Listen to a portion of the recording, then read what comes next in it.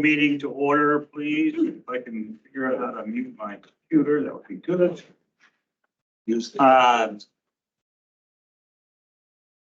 So we've got a little bit of business to do before we roll into presentations from the applicants. Just a little bit of housekeeping. Bathrooms down the hall on the left or right, or down the hall anyway. Go that way. Don't go that way. We lost a lot of trees during the big flood in December, so I'm not sure going that way. It's going to help you out much. And then just a reminder, your per diem forms, if you can fill them out and get them to staff before you leave, or at least make sure you take them with you. And with that, has everybody met Beth? No, at the door. We have our new board member here. Beth, would you like to introduce yourself and start off, and then we'll go around the table? Sure. I'm Beth Schiller. I live in Bodenham. I have a production farm there, but have been involved in conservation in different ways my whole life. My first jobs were with the Maine Conservation Corps. I worked for the Park Service for a while. I'm very excited to be here and look at Maine from this lens and look forward to conversing with all of you. Great. Thanks, Beth. And Beth has a prior commitment for today and Thursday, so we may see her sneak out. And so it's not for lack of interest. Not at all. Look forward to talking about all these properties. Yeah. We'll go around. Norris from Winthrop. Pat Kelleher, DMR. Mac Hunter, public member from Amherst. Roger Burley, public member from Cliff Island. Barbara Trapton from Brunswick. Catherine Robbins Halstead, Searsmont, public member. So it doesn't look like either Commissioner Camuso or Commissioner Beal are on, but we do have a quorum. Why don't we have staff introductions as well? Thank you. And yes, I'm Laura Graham, LMF Director. And can I say we have with us our next staff member who will be with us, joining us formally on May 20th, Erica Dubois over here. Great. Hi, Erica. And she has the Wi-Fi password, so she's distributing that. Oh, yeah. It's sitting on the table over there. Fantastic. And Jason. I'm sorry, Jason Bulle, LMF Split. Let's go around the room just so we know who's here. Rod Nickerson against. Yes. David Bryman, Cape Elizabeth Land Trust. Gregory, IFW. Steve Walker, Brunswick Thompson Land Trust. Interloper. Commissioner, I told him that he was supposed to bring us a box of chocolates. I thought that would be bribery. That is a legislative tradition. I don't know why we couldn't adopt that. I think so. Maybe we'll just send him out for donuts around 9:30. Happy to go. Oh, yeah. Yeah. Well, welcome everybody. Again, we've got a little bit of business to do up front, so let's just jump right into the agenda. So see if we have a little bit of wiggle room around the presentations, it's always good to have a little bit of it. So item number 2 is the minutes from the March 26th meeting. Everybody We has accept. a motion to accept, Second. seconded by Mac. And any questions or comments on the minutes? Any objections to the motion? Seeing none, the motion is passed by consensus. We'll move right down to item number 3, which is the fund balances. Turn it over to Laura. Thank you. Yes, and you can see, this is what we have left. These do not include encumbrances, right? So this is what we have literally in our accounts right now. You can see the grand total down at the bottom, 27,791,975 in that land for Maine's Future Trust Fund. Off in the center left, you can see in some of our other accounts, we have restricted gifts of just under 23,000. We have unrestricted gifts of just under 361,000, and the interest earned to date, thanks to this move to the trust fund, is almost $1 million, 966. And that number does not appear in any of our allocations. And here's how much we have to spend. So just so you know, and also I Party to me. it really does. It seems like we could afford a lot of food around here. But also I want you to know that the bond funds up there on the top, on the right-hand side, That 1679 is going to be all gone thanks to Julia. We're going to get that cleaned up. We're going to have probably about 9,000 left in the farmland. We've got ways to spend it. And the 36,000 from the 2011, I think a lot of that is encumbered, maybe all of it, even with access improvement grants. So pretty soon, this slide will not have to contain those bond funds. Okay. And this is the list of our active projects, how much we have currently allocated between all of our programs. 27 active projects right now, which is a couple fewer than last time we met. And next slide. And focusing on conservation and recreation, a number that you're probably pretty curious about. This number is with the set-asides already removed. So that bottom line, that 6,208,043 is what we can spend on projects. We don't have to do that. Plus, we have to worry about set-asides. They're taken care of out of this number. So that's what we have to spend. And that does not, again, that does not include interest that we've earned. Next slide. Unless there are any questions about these slides, I'd be surprised a little bit, and project updates. Can you go back to the slide with the interest earned, please? Yes, sorry. Teach me. So I just want to put a placeholder on that. I think at some point, we as a board have to have a conversation about how we're going to use and allocate these funds. If we want into that to roll over for a contingency fund as well. I think that's going to be important going forward. There was no additional work done at the legislature to be able to move this fund to a different location that would earn better interest, but that's going to be, it needs to be a priority of ours going into the next session as well. I mean, look how much money we're earning in interest at a very low interest rate, right? I mean, I think we can do a lot better than that. So, okay. Yeah. And any thoughts on that before we move on? Good point. Yeah. Okay, we've done it all. Sorry, should I have stopped at each one to give you a chance to say No something? sense breathing, Laura.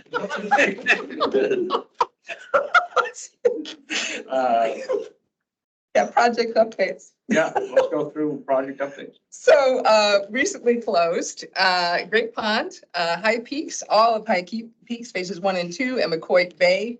We're looking forward to Kennebago Woodlands. What is that, Jason, like the 23rd of May, give or take? Everything I think is now approved, the fundament invoice, and will close as soon as they get into escrow, which I think we've asked to happen next week. Wow. And we made a note, we noted LMF has closed 24 projects over the past 12 months. Yeah, And that's a lot. it's amazing. Yeah. And so I think I'll take a breath here and give questions. Any additional questions for Laura on any of these? I know I'm amazed at how often Jason shows up to say, I need your signature. It's, So which has been a lot lately. So that's really good to see that we've moved that quickly on those projects. Okay, so if there are no. Comment on the exercise I went through, 2 summers ago about responding to our partners and being more diligent and timely and everything. Is it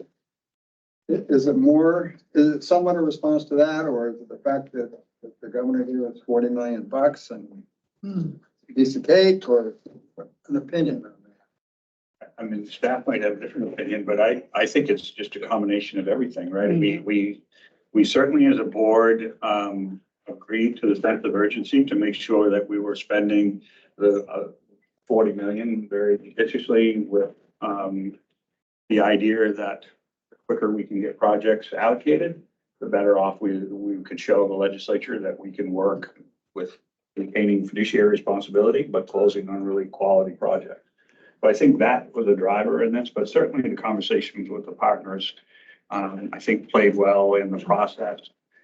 With small tweaks to the workbook, not major changes, but whether those had some effect. I bet it had some Yeah. effect.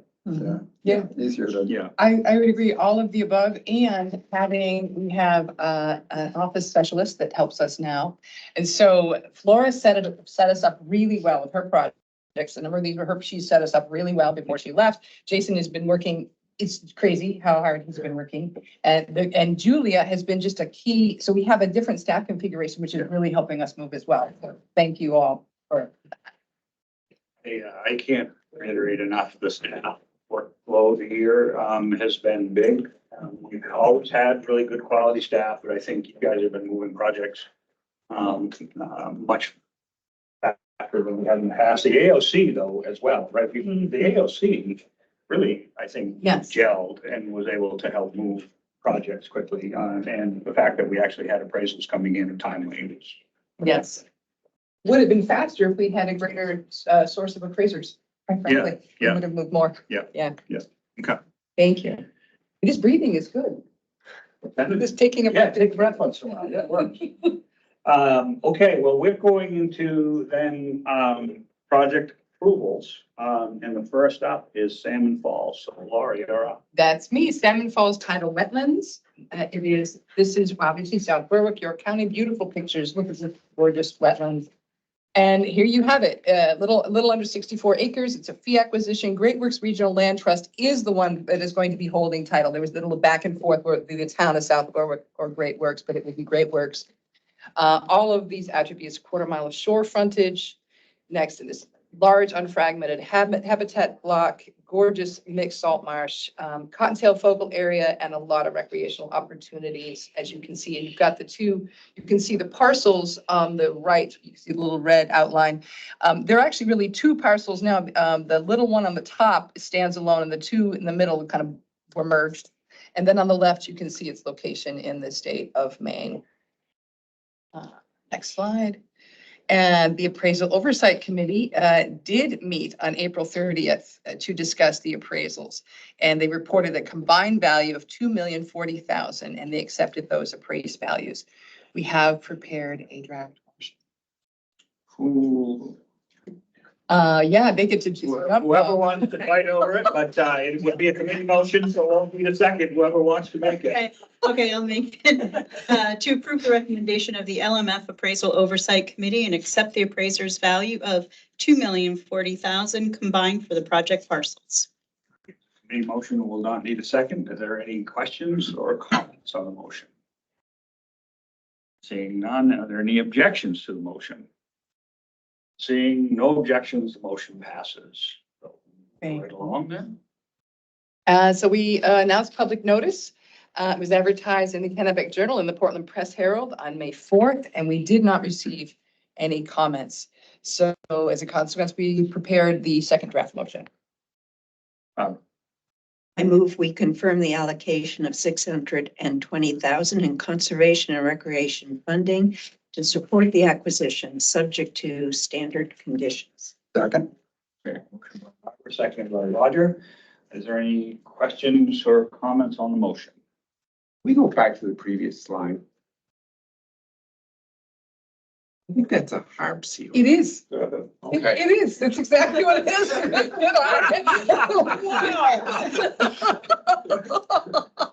Well done.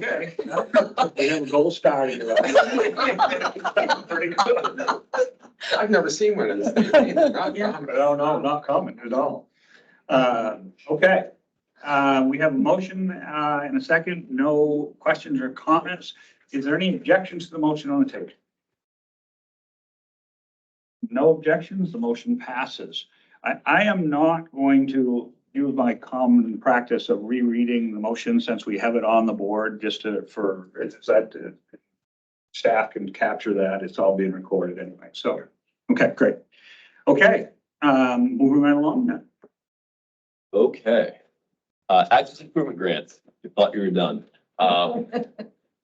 You recall at the last meeting, we had received access improvement applications from everybody who closed last year except for BPL. And after the meeting, I was talking to Rex Turner, and he had just started in the position, and that's the only reason they hadn't submitted a proposal.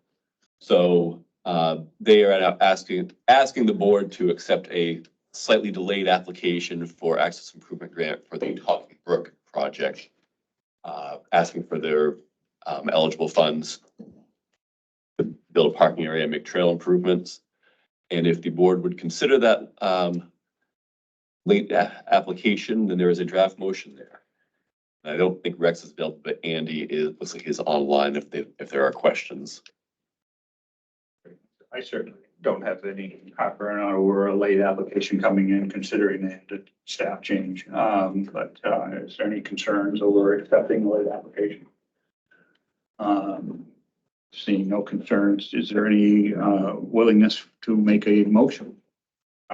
I move we award an access improvement grant for the Talking Brook project in the amount of 11,600. Second, Or seconded by Roger. Any questions or comments on the motion? Seeing none, any objections? Seeing none, motion passes. Okay. So that brings us to the AOC process update. Yes, and so, last time we met, we talked about the advisability of looking into review appraisers that we would contract with. And so I've learned more. I've gotten permission from my commissioner, my authorization to submit a bid to create an RFP rather for review appraisers. I checked it with our AOC. They thought that was a pretty good idea too, that this was looking really good. And what we will do is we will submit the RFP, get back responses. The Bureau of Ag did a similar thing with the PFAS project, and they got 5 appraisers to respond, and they're looking for appraisers to do the whole thing. This would be review appraisers, so I think the universe of respondents could be much bigger. And so that's what will happen. I have not done it yet. I'm sorry. You guys told me to get right on it, and I'm sorry. I have not done it yet, but when we get that pool back, then we'll do little mini bids when we have a need, if this is what the board wants to do. I don't want to presume, but that we would then have a pool from which to draw mini bids, to send out a mini bid round, and they would respond with their availability, if that's what we You're want to looking to do. create a list Yes, of authorized appraisers Yes. for AOC. yes, Yeah. exactly. That would be a way to alleviate the stress on the AOC. We get that expertise. Yeah. So I know I have a bunch of topics up there, but I don't want to blur them all Okay. together. Any thoughts on this? I mean, I gave my opinion last time. I think this is a good approach to have that additional capacity, especially to assist AOC. So, no objection. Then it's really an agency issue from my standpoint, but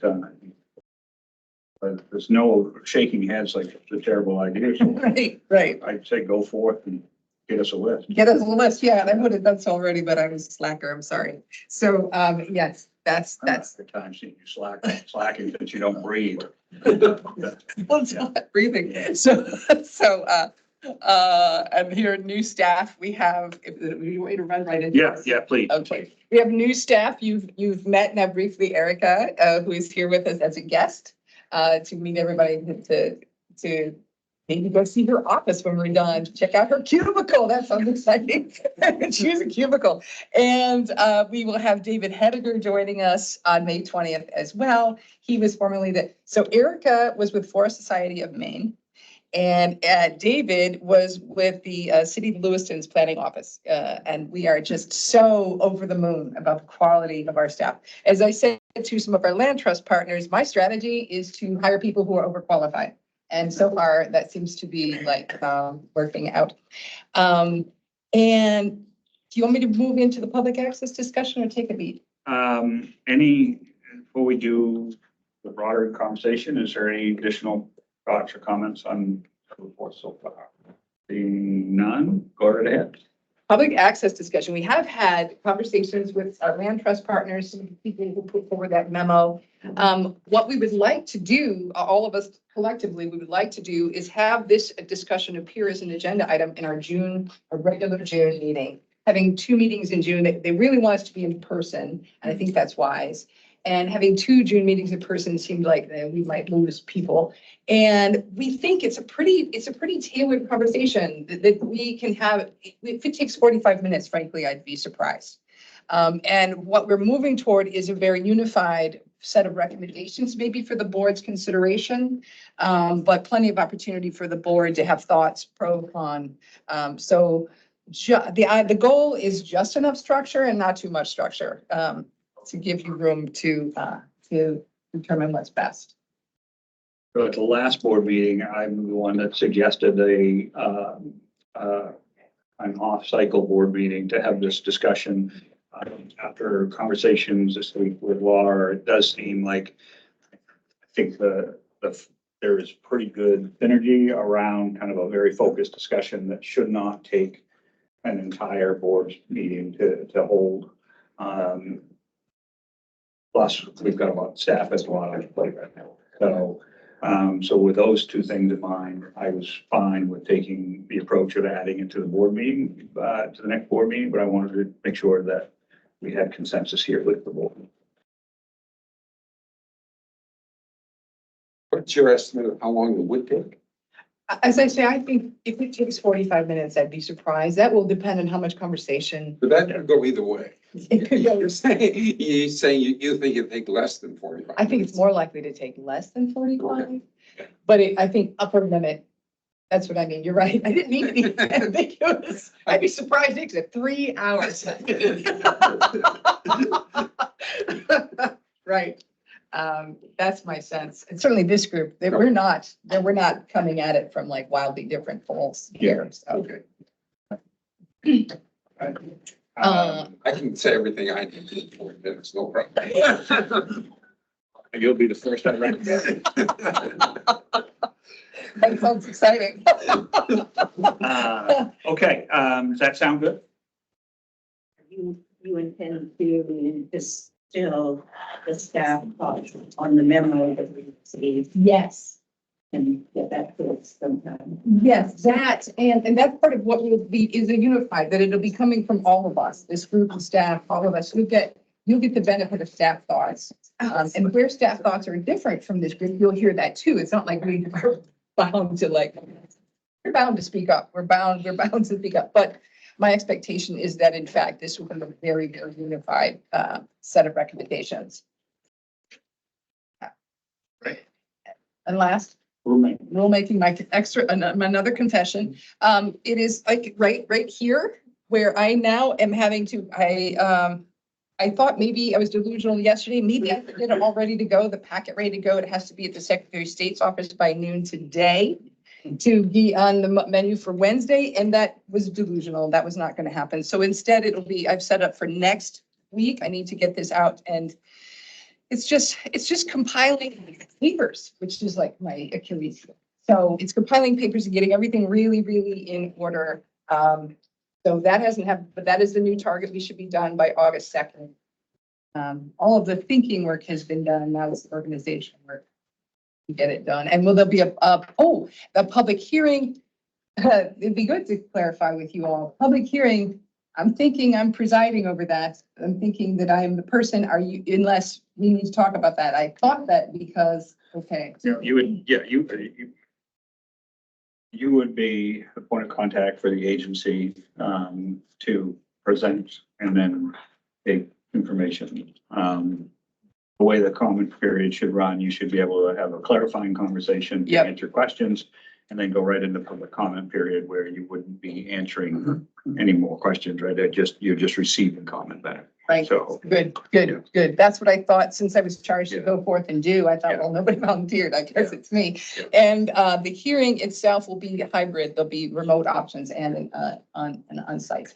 where's the location? The location is going to be the large conference room downstairs at Elkins, Okay. in the same building I am in. Okay. I flirted with the idea of an all remote, but wiser heads said, well, people complain. So so that's the plan. Yep. Okay. Okay, and I'm sorry. Are we running a homeless shelter here? or- Yeah, I think so. Yeah, we'll talk about that later. So that's my confession. I am very sorry I could not finish this before this meeting. But this did get triaged pretty hard as Yeah. opposed to other things. We've gone without, anyway, I'll stop. Okay.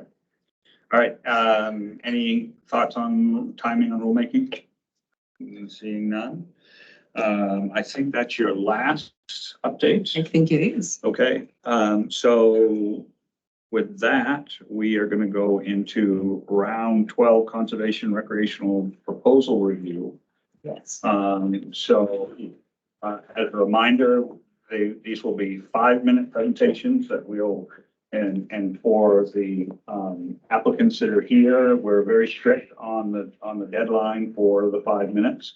Then we will take up to 5 minutes for Q&A from the board. And then we would move on to the next one. So we do have the ground rules. I do. The ground rules are, first there's, so you want to do that part or do you want me to do that part? The consensus explaining the scoring system for a couple of months. Okay. Yeah. Okay. So these are the guidelines. The point, this goal of the scoring and evaluation process is to ensure fairness and objectivity in the review of the proposals and ensure the funds are awarded to the bidders whose proposal best satisfies the criteria of the RFP, AKA the LMF workbook.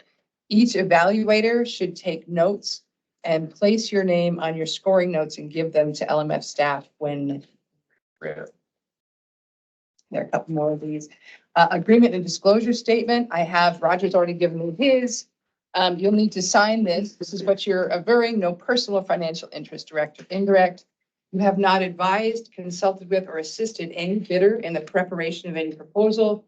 And the evaluation process is to be conducted in an impartial manner without bias or prejudice. So you have one of those in your packet. If you can't put your hands on it, don't worry, we'll get you one. You'll sign it and give it to me. Okay. And then this is the statute. If a charge of bias or personal financial interest, direct or indirect, is filed against a member requesting that member to withdraw from a proceeding of the board, that member shall determine whether or not to withdraw and shall make that determination part of the record of that proceeding. It's okay to abstain from scoring. This is not the statute speaking. It's okay to abstain from scoring or participating in the discussion of a particular proposal at your discretion. This helps the board maintain a transparent, predictable process and maintain program integrity. Okay. And now, and here's the scoring process. This will look familiar to you all.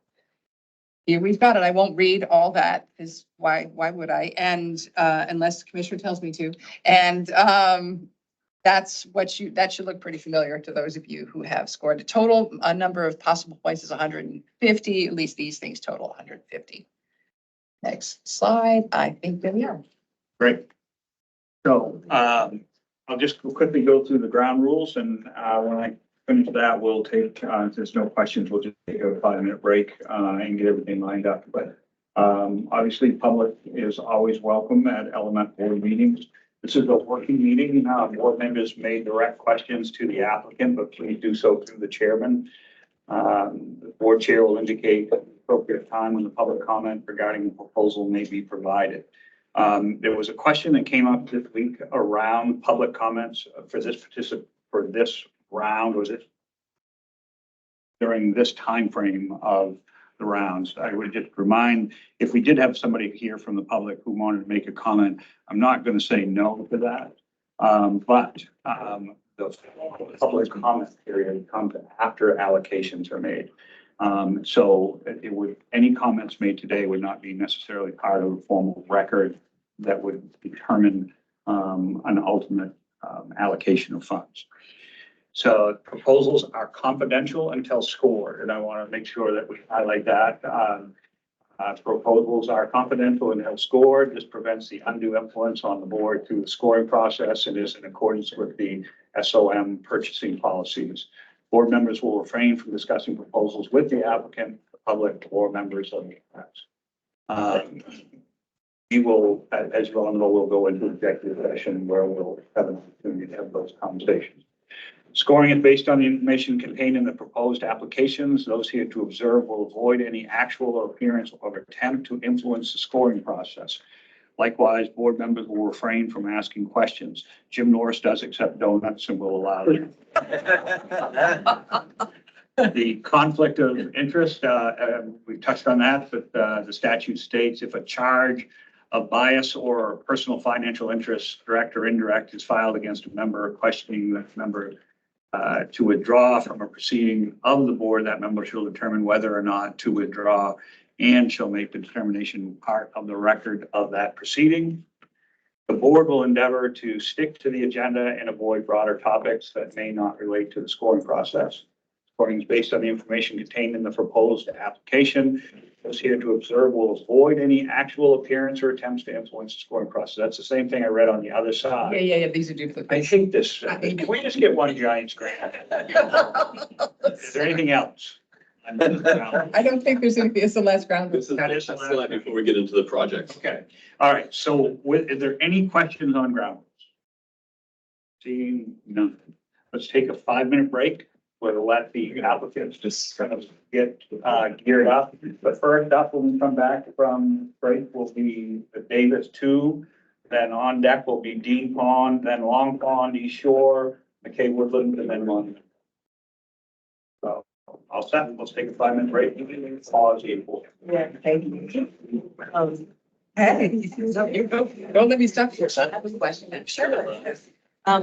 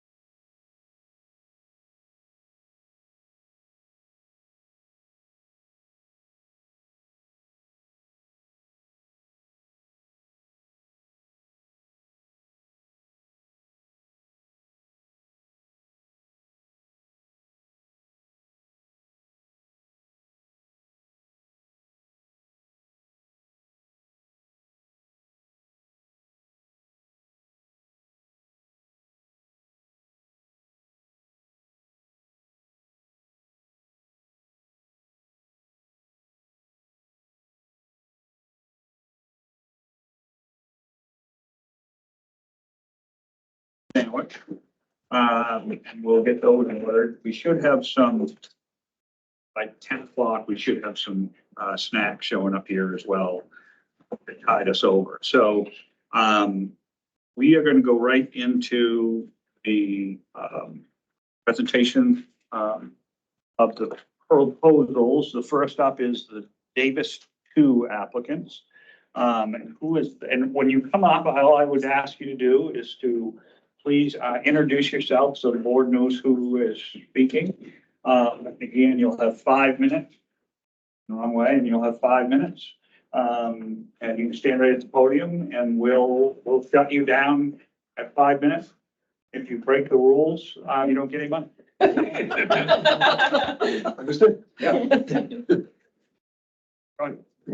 My name is David Bryman, and I am the Executive Director of the Cape Elizabeth Land Trust. It is fair to say always exciting for an Executive Director of a land trust to talk about a new conservation project. I am grateful to the Land for Maine's future staff and of course to the LMF Board of Directors for the opportunity to speak about conserving the forests and trails of Davis 2. Thank you also to the Bureau of Parks and Lands for sponsoring this application. What is Davis 2? Why is it critical to conserve this property now? Davis 2 is an approximately 32-acre fee purchase by self. That's what we call the Cape Elizabeth Land Trust. It's scenic, it's hilly, it's forested, there's wetlands, and it's located in a residential neighborhood in the heart of Cape Elizabeth, an area under intense development pressure. This project offers a wide range of recreational and conservation benefits, not only for Cape Elizabeth, but for the entire greater Portland region. Davis 2 connects directly, critical, 255 acres of conserved lands with 8 miles of trails, including CELT's recent conservation of an abutting 15-acre parcel called Davis 1. Now, I do want to note on the map that, well, there was a slide map that did not show Davis 1 with an abutting piece, right? So Davis 1 was acquired in 2022. It abuts the Davis 2 property, and then there's also another 8-acre parcel called Eastman Meadow that's not shown there, but together that area comprises 255 acres. Obviously, if we add in the 32, it increases. This property provides excellent opportunities, incredible opportunities for non-motorized recreation for the public, including hiking, mountain biking, cross-country skiing. I'm a novice cross-country skier. There's some serious hills in this property. All on wide carriage-like trails, which is very cool. Property used to be owned by an equestrian family, so that's the reason that the trails are wide. Of course, off-trail bow hunting would be available during season. And I do want to make a note on hunting. We referenced the word permission in our LMF application. To be clear, permission for hunting is not required. We simply ask hunters to let us know of their interest, and we confirm their understanding of state law, certainly season and quantity, local law. Cape Elizabeth allows bow hunting only, and that they need to be 100 feet from trails and also 300 feet from houses. The Davis 2 parcel is also important. Is also an important wildlife area with great habitat value all on its own. So this is in addition to the exceptional recreation piece that it offers. The U.S. Fish and Wildlife Service has identified this property and its connectivity to the surrounding area as an undeveloped habitat block, which is a natural area capable of providing sizable regions for wildlife habitat. It is fully vegetated, forested hills, rocky ledges, and valleys that are frankly very rare features in this largely coastal plain. Its ecological benefits, though, don't end there. In addition to its proximity to Spurwink Marsh and the Scarborough Marsh focus area, this parcel is critically located at the headwaters of Trout Brook. Trout Brook is a small coastal stream that drains to Portland Harbor and Casco Bay and is listed as impaired. The Maine DEP, Town of Cape Elizabeth, and the City of South Portland have been working for an incredibly long time, 20 years, tirelessly, to improve water quality in hopes of removing Trout Brook from the state list of impaired water bodies. There's been significant improvement as a result. Project presents both the opportunity to permanently protect upland forests near a statewide focus area while supporting intensive efforts, by local municipalities to improve water quality in this local stream. The recreational and ecological conservation benefits of Davis 2 address the community and regional need for green places during a time of rapid development and dwindling open spaces. Probably hear that a lot. It's certainly true. Davis 2 is located 3 miles from South Portland's Mill Creek Center, about 7.5 miles from Oak Hill Center, and a mere 3.5 miles from downtown Portland.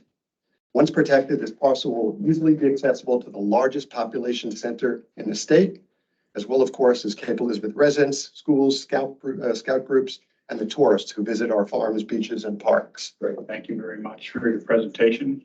I'm going to turn it over to the board for board questions. Yeah, in terms of connectivity, I noticed the golf course next door to it. Is that Spurwink? That's the Perputa Club. Okay. And so the Perputa Golf Club is, the actual course is located across the street. And this is land that is owned by the Perputa Club that is on the other side of the golf course. You described the extent of public use of that land currently. There's no current public use of that land. It's privately held by the golf club. So it's posted and there, no one's allowed on it. And obviously, this gives us this gives the land trust a bigger presence in a part of town where we're not at. Envision a parking area there, take pressure off other preserves that we have, and obviously open to the public. As you note in the project application, this is deed restricted. And I wondered if you could talk a little bit more about that. Obviously, there's great residential pressure, but this is restricted. And I wonder, some of the uses that you mentioned are those by exemption of a current zoning ordinance, or how is this zoned that those pickleball courts and tennis courts would be permitted? It's a great question, Barbara. Thanks. The details of the project are somewhat complex. So just taking a step back, the land trust acquired the Davis 1 parcel, which is the 15-acre parcel I mentioned earlier, which abuts the project that you're listening about now. When the land trust acquired that property, it gained standing to enforce restrictive covenants against the back 30 acres of Davis 2. No overnight accommodations, no housing. Everything else permitted. So the idea was this could be, and I think the club has thought about this a lot, and they continue to. It could be part of their golf club enterprise. It could be pickleball courts. It could be tennis courts. It could be a swimming pool. A parking lot. They bring in big crowds to the golf course. It could be a driving range. So while there are limits on the development based upon the deed restrictions for the property, the limits are modest. They certainly don't prevent development of the property, which is why it's so critical to conserve this property, because it could be any of the things we just talked about. And it's important to note, though, that it's only the back 30 acres that are deed restricted. So the front 1.7, which is the road frontage along Spurwink, is not deed restricted, which forms the basis for why the appraisal that we're relying on, the highest and best use of the property, notwithstanding those deed restrictions, housing development. You can either do a lot division, place the houses on the front portion, use the back restricted acreage as your buffer to meet zoning setback requirements. You could seek subdivision approval from the town, break it into 4 different lots, more houses. So I hope that answers the question, Barbara, but I'll leave it by saying that the prohibitions on development permitted. Thank you. You mentioned, around hunting, it's not traditionally or strictly permission only, but what if somebody just shows up to hunt?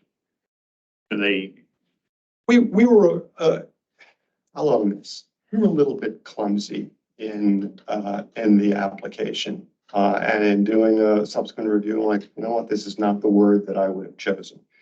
Permission is not required. The land trust doesn't have the authority to permit, not permit. We understand that. We are happy to frankly increase the number of cell properties that will allow hunting in Cape from 2 to 3 with this property. What we're asking for, Commissioner, is for the hunters just to reach out, let us know what they're thinking. If they don't, they don't. It doesn't prevent us from hunting. If they do, you know, we're able to have a conversation with them. We're all about maintaining relationships. We like to follow up with them at the end of the season, like first survey. How did you do? You know, what did it look like? And just gathering information. But at the end of the day, there's no permission process. There's no formality to it. It's a phone call. okay, great, thank you.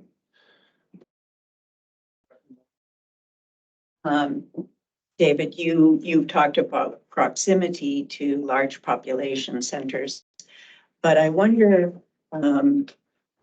why this particular piece of property would be so attractive to all those people. You know, when we saw the map earlier, there's a lot of conserved area around in Cape Elizabeth, Scarborough, Portland, you know, Portland Headlight, Crescent Beach, Two Lights State Park, and so forth.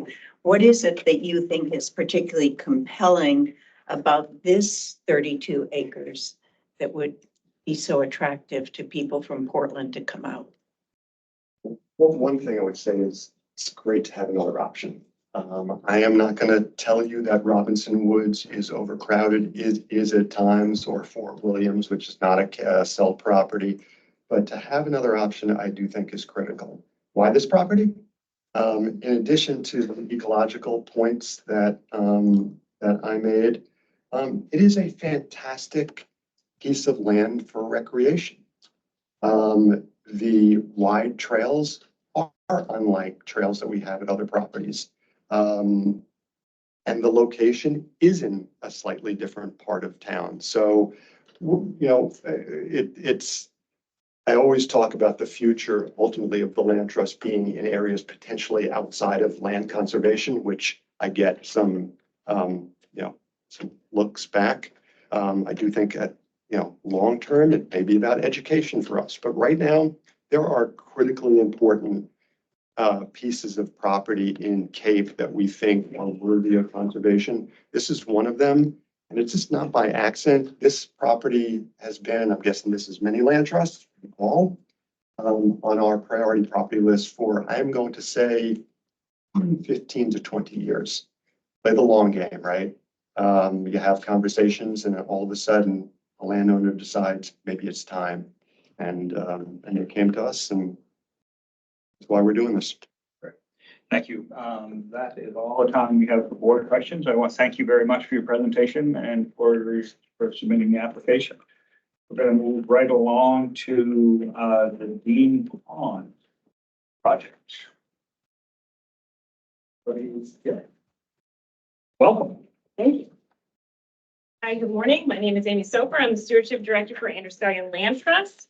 Thanks, guys, for taking the time and consideration for our Dean Pond project. The Dean Pond project is about 300 acres in Green, Androscoggin County, and it would conserve some historic forest, historic foundations, a warm water 15-acre pond, and a 670-foot view shed of the surrounding areas, including Mount Washington and Sugarloaf, Allen Pond, some beautiful foothill areas. I was out on the property a few weeks ago with Brian Emerson and Nancy Olmstead, and we surveyed about 40% of the property, and we were able to find about seven vernal pools. 3 were significant with salamander eggs, and there was a little over 70 egg masses between those 7 vernal pools. One of them that we couldn't count, unfortunately, was a pond, a freshwater pond, and it had probably 100 egg masses in it. It was just kind of a big blob of salamander egg masses. So, one section of the properties, has, some beautiful hemlock growths that are 80+ years old. It's not necessarily considered deer wintering area, but there's definitely a lot of evidence of, deer activity. These 3 properties have been used historically by the community for recreation, including hunting, fishing, and trapping. The objective of the land trust is to keep this property open for those continued for those continued activities. We are working with 2 adjacent landowners. One is a 50-acre easement, and that would help connect the properties. And the other, it would be a trail easement to access the Dean Pond property. So those 2 are in the works. We hope to close the 50-acre easement within this calendar year, which would make the Dean Pond project be a little over 350 acres, which is very exciting to conserve that amount of property. So this project holds a lot of value, ecological, economic for the community, and historic for the use and access for it. So that's kind of the overview of the project. So if anyone has any questions about it. Good, thank you very much. You, very quick. Give us a few more minutes to answer or ask questions. Any questions on Dean Pond, Barbara? Amy, could you just talk about public access for a minute? And are you, is the Androscoggin Land Trust committed to maintaining vehicular access to this? So there are several right-of-ways from either end of the Quaker Lane Road, and it is an abandoned road by the town of Greene. So depending on how the committee, the right-of-way committee recommendations go, as of right now, it is still accessible by vehicle. There is a gravel road that you can drive up it. I have drove my vehicle up it. We would like not to have vehicle access necessarily unless necessary because of erosion. We'd like to keep that minimal just because we're protecting the water quality of Dean Pond and Hooper Brook. But we can keep the road open and accessible for sure. We'd like to work more on the trail access and have more lower impact recreation on the property, hiking, hunting, fishing, skiing. There is a snowmobile trail, so there is seasonal access across the property. Yeah. I noticed the harvested area in the northeast corner there. Yes. I assume there was fairly pronounced access to remove products. Was that shut down or discontinued? So somebody could still access that? Yes, it's a gravel road that was built for timber access. But is it across non-associated owners? I mean, where does it come in from? So it comes in down here on the Allen Pond Road, and it comes across through into Leeds and then onto the Quaker Ridge Road. And then there's also a right-of-way access from an adjacent land across to this, but that hasn't been developed or it hasn't been maintained. So that separation between the 2 parcels is the right of way? Right. So that's a discontinued county road. It goes by many names, a county road, the Quaker Lane, there's a couple other, the Dean Pond or the Dean Family Road. So there's a few names. I was working with the Greene code enforcement officer on determining access, and where it was never officially discontinued by the town, it was considered abandoned, which falls under. That is the snowmobile trail that you referenced. The snowmobile trail is It comes in here and it runs along through here and then it cuts through here. There is another snowmobile trail that comes in another angle. So there's two snowmobile trails that run through two of the parcels. Thanks, Mac. While you're at the map, Yes. you mentioned in the application adjacency to 187 acre Hooper Pond and 50 acre Quaker Ridge easement. Could you point those out? So Hooper Pond would be down here. And then, so Hooper Pond is, I believe, here. And then the other access would, the other 50 acre would be here. Okay, so the Hooper Pond's not abutting, but. Right, Okay. it's within that same watershed. Can we go back to the other map? So Amy, if I wanted to visit this property, where would I park? And then would I walk in that right of way? You can. Allen Pond Road is not a great place to park. That's why we're working with another landowner to find a better place to park. And we've been accessing it right along, and they're super happy, but we just got to work on that language of what a trail easement is and get all that squared away. So it's your intent to create a parking area yes, if this project goes forward? yes. Great. Thank you. Any other questions from the board? Seeing none, thank you for the presentation. And we will move right along to the Long Pond East Shore application. Hey everybody, my name is Noah Pollock. I'm the Land Conservation Director at Seven Lakes Alliance. I'm joined by Laura Rose Day, who is now our Chief Conservation Director and Special Strategies Officer. And we're, for those of you that are not familiar with the organization, we're a watershed-based conservation organization based about 20 miles to the north in the beautiful Belgrade Lakes region. And I'm really excited to be able to share with you some information about our proposed Long Pond East Shore project. So this is a 170 acre parcel with about nearly a quarter mile of lake frontage along Long Pond, the heart of the Belgrade Lakes.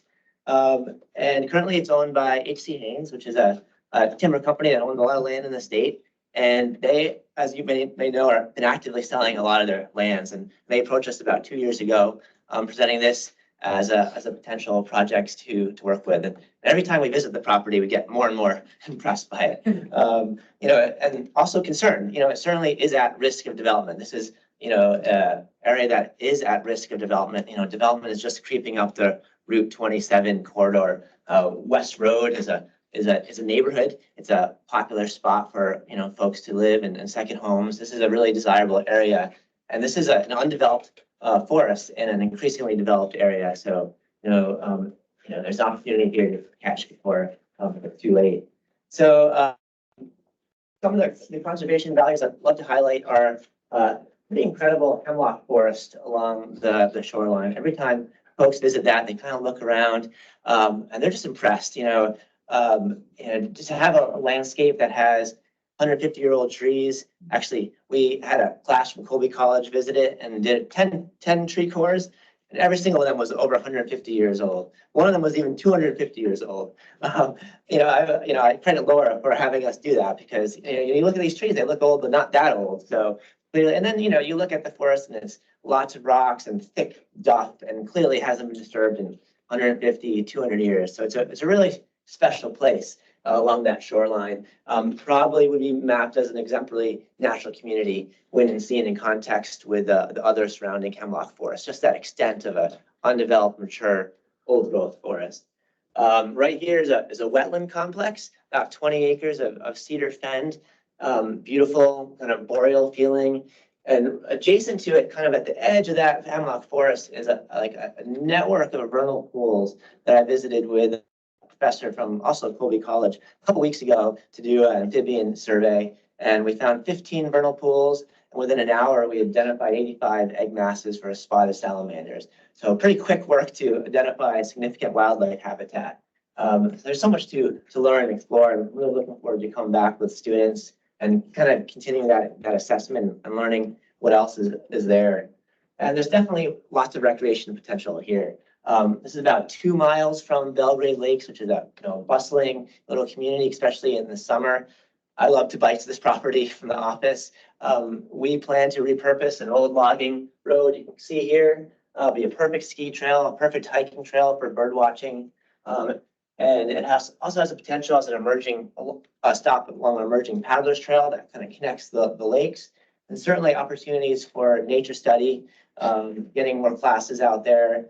And we lead a lot of guided walks. And so we're excited to have a place so close to our office that we can bring people to. In terms of connectivity, it's 1.5 miles from the Kennebec Highlands, which is one of the largest conservation projects in central Maine. There's a lake between them, but birds don't care about that lake. So we kind of see it as part of this landscape. And we're working actively with other landowners in this area to kind of create kind of a larger conservation area along this eastern shore. This would be the northern bookend. We're under contract with another landowner over here, and then we're working to fill in the gap. So we really see potential for kind of a parallel Kennebec Highlands, smaller scale, but kind of linking that whole community. And this project gets a lot of community support. We had a unanimous letter of support from the town of Belgrade, which is nothing in rural Maine. The Lakes Associations are on board. We have letters from neighbors who are excited, as they should be, about having this preserved right in their backyard. There's a new recreation director in town that's really excited about this project. And our stewardship director is particularly excited. He's a trail builder, so he's excited to put his skills to work to develop public access on this property. Laura, is there anything else you want to add about the project? No, it's one of those properties that when you walk into the woods, everyone just the quality of the woods is different than as forested as our region is. The quality of this is discernibly different when you experience it. So that's why we're so excited about it. Got 5 minutes set aside for board questions. Members of the board, Jim. Yeah, you mentioned it was Herb Haynes' property. How severely did he harvest the property? You mentioned there's all this beautiful hemlock. He never. Yep. I take it he didn't overburden that. He didn't, thankfully. There was, if you go back to the map, about 30 years ago, they did do a small harvest in this section. You can kind of see where the logging road goes. So about a third of it is about 30-year-old forest. Yeah. The wetland, I think, protected a lot of it. They did get a permit, though, from the state to build a logging road through that wetland, through the vernal pools, to harvest this forest. I mean, that's how the state laws are. Like, you can do that. And they did a timber cruise. It's about $200,000 worth of lumber on that property. So thankfully they haven't done it, but it will be harvested and probably converted after harvest. We see that. Look at this property. Like that. That's what happened there. And there's another one down here. It's happening all over the place. So Where's Matt Scott's property? Laura, that's right over here, correct? Okay. Yeah. I would So, we have an ask easement. the board members to stick to the.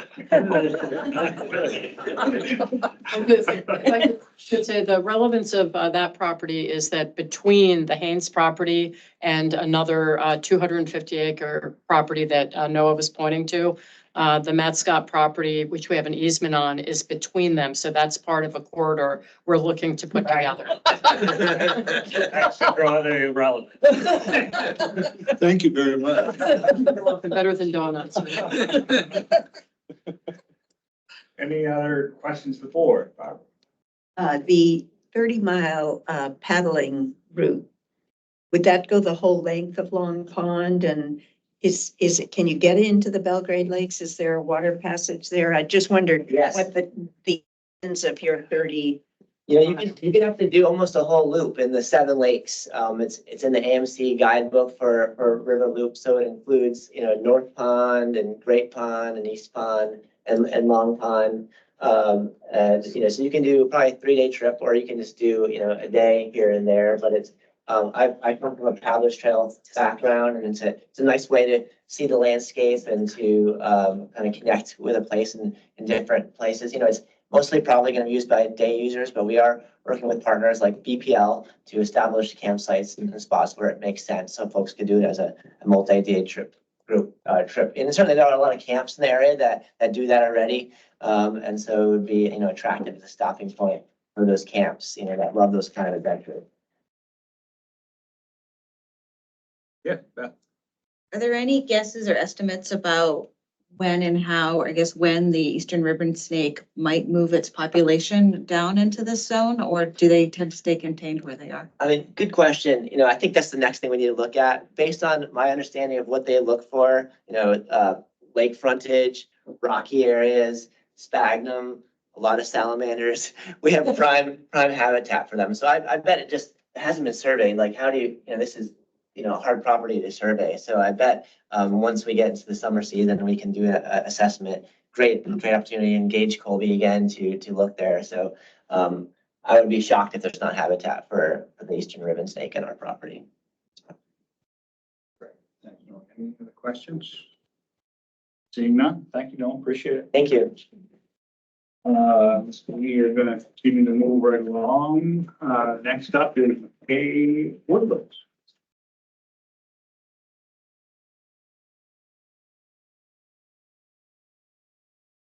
Hi, everyone. Thanks for having us here and considering this proposal. My name is Ruthie Clements. I'm the conservation coordinator with Sebago Clean Waters. And this, as you may have noticed, is the Western Foothills Land Trust project.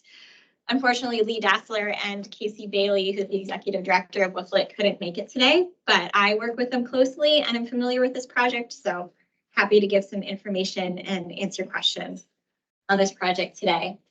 McKay Woodlands is an 80-acre fee acquisition project by WFLIT in the town of Otisfield in Oxford County, Maine.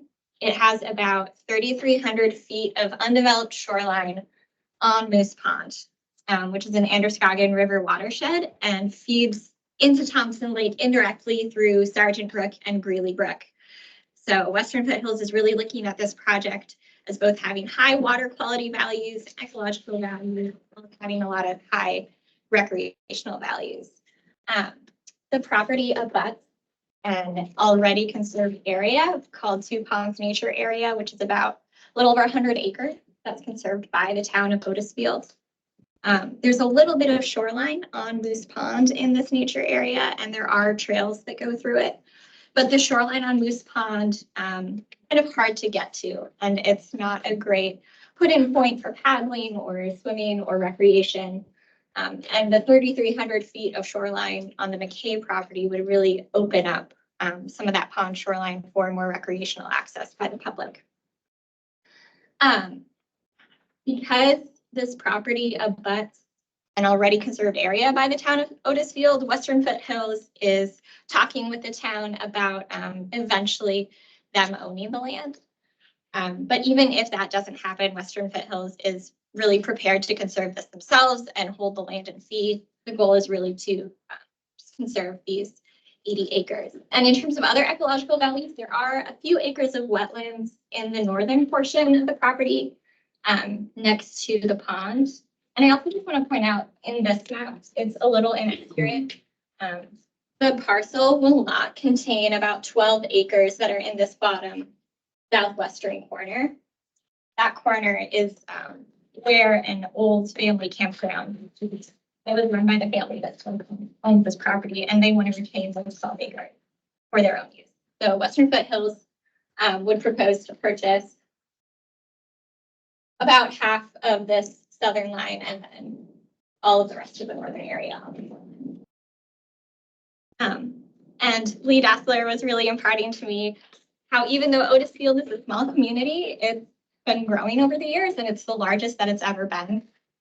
And people are continuing to move to the community who might be working in Oxford or Norway or even Wyndham and Portland, and having open space on the pond and in the woods is just becoming increasingly important for retaining Otisfield's population and the health of its economy and community. And there's also a couple of elementary schools that are very close by and already visit the Two Ponds Nature Area that's conserved by the town.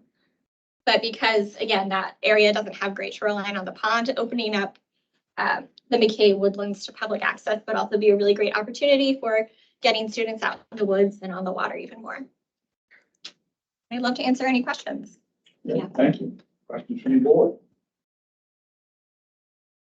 So the 80 acres, does that include or does not include the 12 acres you just referred to on the withholding for the That campground? doesn't include- The total acreage is about 92 Okay. acres for the parcel. Is there any appraisal work that's been done so far? Not yet. Formal? Yeah, the value in the proposal is an estimate, but Western Foothills is gonna commission an appraisal for this summer. Can you speak a little bit more about accessibility? I believe the application says the town parking is 2 miles away, and I hear that the project makes the pond more accessible, but how do you get to the pond? Yeah, the 2 miles away, I think is incorrect. That might have been a mistake in the proposal, but the Two Ponds nature area abuts the parcel on this boundary line and comes down here and here. And there's a parking area that's right in the woods that comes down a road called Fox Run Lane. And it's within a half mile of McKay property. So it would be pretty simple to get there. And then there, from the parking lot, you can walk up and to the shoreline. Yeah. Any other questions?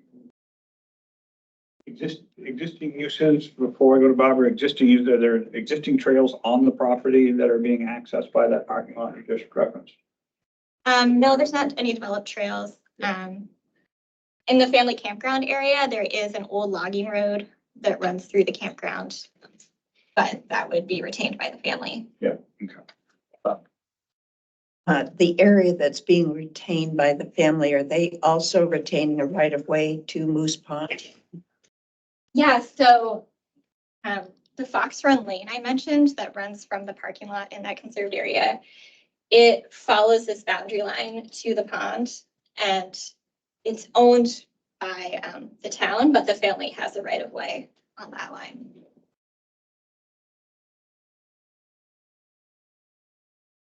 Additional questions? Not seeing any other hands. You're off the hook. Thank you very much. Appreciate it. Moving right along to Monument Hill. And we just got an email this morning that the Monument Hill proposal has been withdrawn. Really? That property went to a private buyer. Okay. If that is the case, we have, instead of 5 minutes for break, 7 minutes for break. And there's some food and coffee on the back there. So for a quick snack. So let's grab something to eat. We'll just try to come back. In 5, 6 minutes. What's that? That was nice of you. Yeah, I'm going back up. You ate all the donuts? Oh, no, no, there's not. No donuts. Good Lord. Go back up to camp. Oh, Yeah. So. Uh, Okay, all right. It's the AMC main guy. Yeah. I was thinking. all of them. Sorry. I know, right? These can come back to you. I'm gonna find that list. I'm gonna put my name on it. I'm gonna also let. Yeah. Oh my gosh. Okay. Secret Like jacket. your email is sent. So it's all good. Anyway, I'm gonna get the menu order on. Yeah. And I'll put there. Yeah. Let me see if I can find it. So, You know. yeah, no, she is very. That happened. It's fascinating. It's now being actually considered. It's very. The other.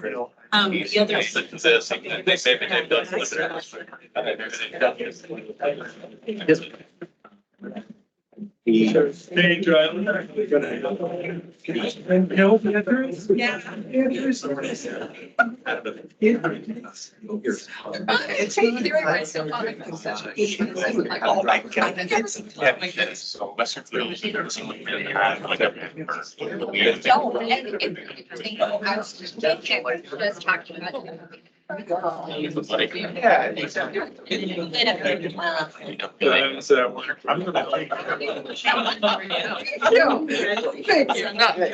Okay.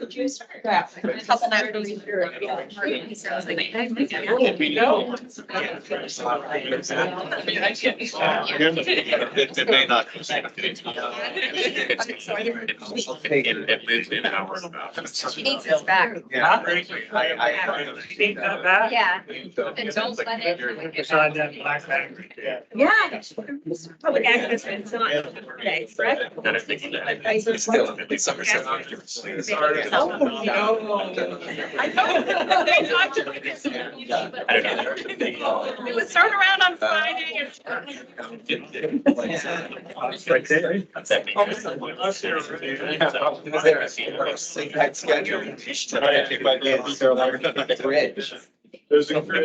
Any donuts over there? That's not the same. I know. And,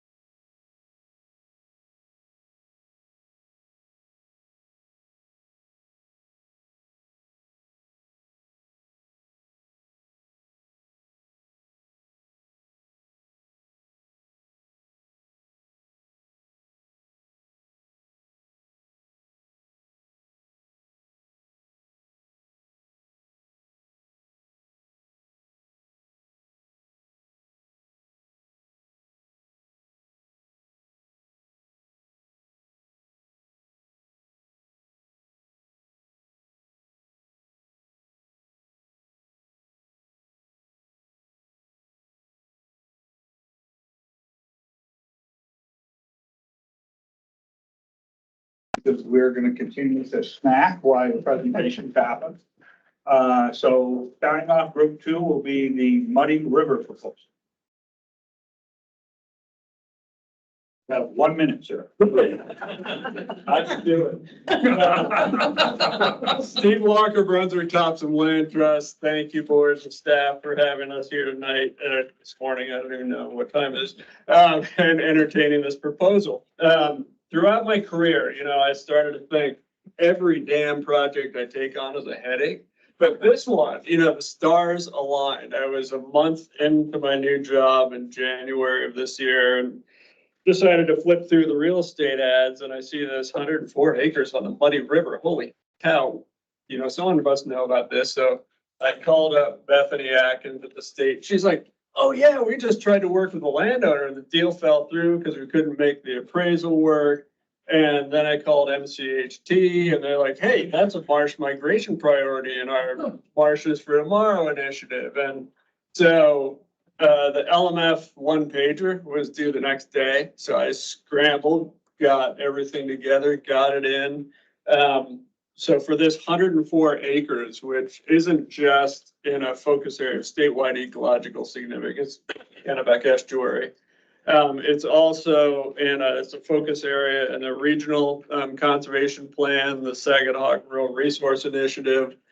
It's a local focus area in the Thompson Natural Areas Plan. And of course, for Brunswick Thompson Land Trust, Muddy River is one of our priorities. For years, as you can see on this map, the state has been acquiring large portions of the wetland and some upland in the Muddy River estuary because of the ecological significance. This project is one big missing piece, and I think that's why IFW is so interested, still is interested, but had taken the lead in acquiring it. We were able to reach an agreement with the landowner. We got an appraisal done through Associated Appraisers of Maine in February that came in at 357. Owner agreed to 350 sale. It will be, the significance of it, despite its location, is that we are going to be buying it in fee and holding it as a BTLT preserve. And it's one of the only areas that has public access in terms of public road frontage to about here. And then this abandoned historic West Bay Bridge Road, which back in the don't tell me I just have a minute left. Which back in the. Which map you want? That's thank you, Jason. You've always served me so well. In the 18th century, the road crossed across this island down here. So it's a very old historic road, West Bay Bridge Road. It's unclear if it was officially abandoned by the town, but the public maintained part ends here. We're going to put a parking lot. This is a great pedestrian trail now. Also used by the Thompson Trail Riders and ATV and Snowmobile Club, who are a partner on the project. We intend to keep the trails open for that use as well as pedestrian. But of all the parcels in the area, this will have the greatest potential for walk-in access to view the marsh, for hunters to get in there, for birders to get in there. Although the size of it's 104 acres, you can see probably only 40 to 50 acres is upland forest. This strip here is tidally affected brown ash, which is very cool, cedar, mixed sort of floodplain forest. The rest of it's mature, sort of northern hardwoodies growth with a lot of hemlock, yellow birch, red maple, things of that nature. So yeah, we're really excited about it. Our partners have stepped up. We have match agreements in place with MCHT and with IF&W. We're actually swapping out a parcel in one of those bundled North American Wetland Grant applications. Those funds that are already designated, we're going to swap in to complete the picture on this one. I don't think I'm forgetting anything, but Got a minute left if you want. we'll give that to you for questions, sir. Thank you very much, Steve. Questions from the board? How does the smaller portion dovetail in with the other I mean, This one down here? yeah, as far as your plans and so. Yeah, legally it's two parcels, with the historic road going between, but you know, given this is abandoned, we consider it all one. The trail connections, Topsom Trail Riders and the public access pedestrian trails come all the way up from in-town Topsom. This is the landfill site, now it's called like Two Ponds Recreation Area that the town maintains. The trail continues, you can almost see it on the map there, to the road, and there's loop trails in here, existing loop trails maintained by Topsom Trail Riders that we're gonna continue. So in terms of the preserve management, you know, we're looking at it as all one. There are connecting trails between it, we'll be managing as one. And like I say, the primary public access will be built in this corner here with, you know, that being the main trail that continues on that way down here and then hooks around there. Does that address your question? Will you seek to get that road officially discontinued? We will. We're already working with the town of Topsom on this. They're a partner on the project and, you know, whatever legal document we have to produce. We did initial screening as part of the appraisal and I included, of course, the deeds in your packet. So yeah, we'll either get it officially abandoned by the town and certainly clarify that. But our understanding currently is because these parcels own to the center, we basically own that in fee. That's my thought. And the other question is ATV use. Has there been any damage to the trail or the loops on that bottom parcel? And are ATVs not allowed on the upper parcel, which would be more fragile? Yeah, that's a very good question, important one. Topsom Trail Riders is amazingly considerate and responsible. From what I've seen of their trails, they're very well maintained. I walked it with staff and we actually met the landowner out there. There's very limited erosion right now. The primary concerns are not the ATVs and snowmobiles, but there are four-wheel drive trucks that occasionally come down here. We will be working with landowners to discontinue that use, but we certainly intend to keep the appropriate and well-behaved ATV riders and snowmobile riders in here. You wouldn't want to go out here. I mean, this is so thick, you know, there's no problem with motorized vehicles going out there. Certainly, we want to keep that open to duck hunters, deer hunters, for walk-in access. Your last phrase reminds me of mechanized motors, the mechanized people, i.e. mountain bikes. Are they an issue in terms of soil erosion on that? They haven't been, and they are a user group out there currently. They sticking to the They're trails. sticking to the trails. Yeah, we're not seeing the sort of pirate trail building on this site as we've seen elsewhere with non-bikers. Great. Any other questions from the board? Thank you very much, Steve. Great, Appreciate it. thank you. Sorry about not bringing chocolate and donuts. Well, sorry, you've been put on notice. Put on notice. Moving right along, we're gonna go to the Old Wood Farm project. Good morning. Nobody told me I had to follow Steve Walker in the presentation this morning. He's not that hard to follow, don't worry. He's a professional. We've worked with Steve in the St. George for a number of years on other projects, so. My name is Ken Olberger. Wendy Carr, member of the select board, is with me this morning. If you have any questions for her. Yeah, this project has been on our sites for a number of years, and recently, several years ago, it changed owners. And the owner originally came to the Georgia River Land Trust to see if they were interested. The Land Trust suggested that it was better that the town own it. We've worked with Georgia River Land Trust as well for maintaining other trails in town that we've partnered with them on. So then we took over prime responsibility to follow through with the current owner. Important for us in terms of the project is it's within a half a mile of the center of Tennant's Harbor. So there's walking distance for people to get there from the population center in town, close to the school within that same half-mile distance. So it's very accessible.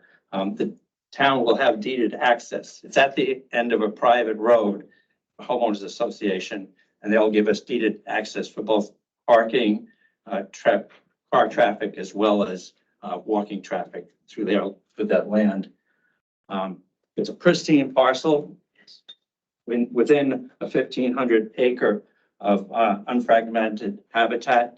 And it's identified in the town's significant ecological area program that was completed a number of years ago, following up on the comprehensive plan's requirements. And there's a high demand for longer trails in town. Most of our trails in town are between a half a mile and a mile long. This one would be 2.6 miles of existing trails there, with several opportunities for expansion within the property and with adjacent properties. And extremely important to the water supply. There's water supply is 129 acres that abuts this property. So it falls within the area that's a requirement excellent for preservation and a buffer for the water company. And is when for the water company needs to expand is critical to maintaining that buffer for them for growth in town. From the readiness standpoint, there's a question about where we stood with the purchase and sale agreement. We've recently reached agreement, and the town has signed that, and we expect sometime this week to get the seller to sign that purchase and sale agreement. So we're at that point on that. And the due diligence could start as soon as we get approval to proceed with it. We have people lined up for all the elements of the due diligence process. Yes, the other aspect of this is that the town has depends on tourism for economy. In the summer, the population doubles, so we have a much higher use of our trails in town during the summer period. So help to protect the existing trails as well as provide new opportunities. But at this point, I'll take any questions people have. Great, thank you again. Any questions from the board?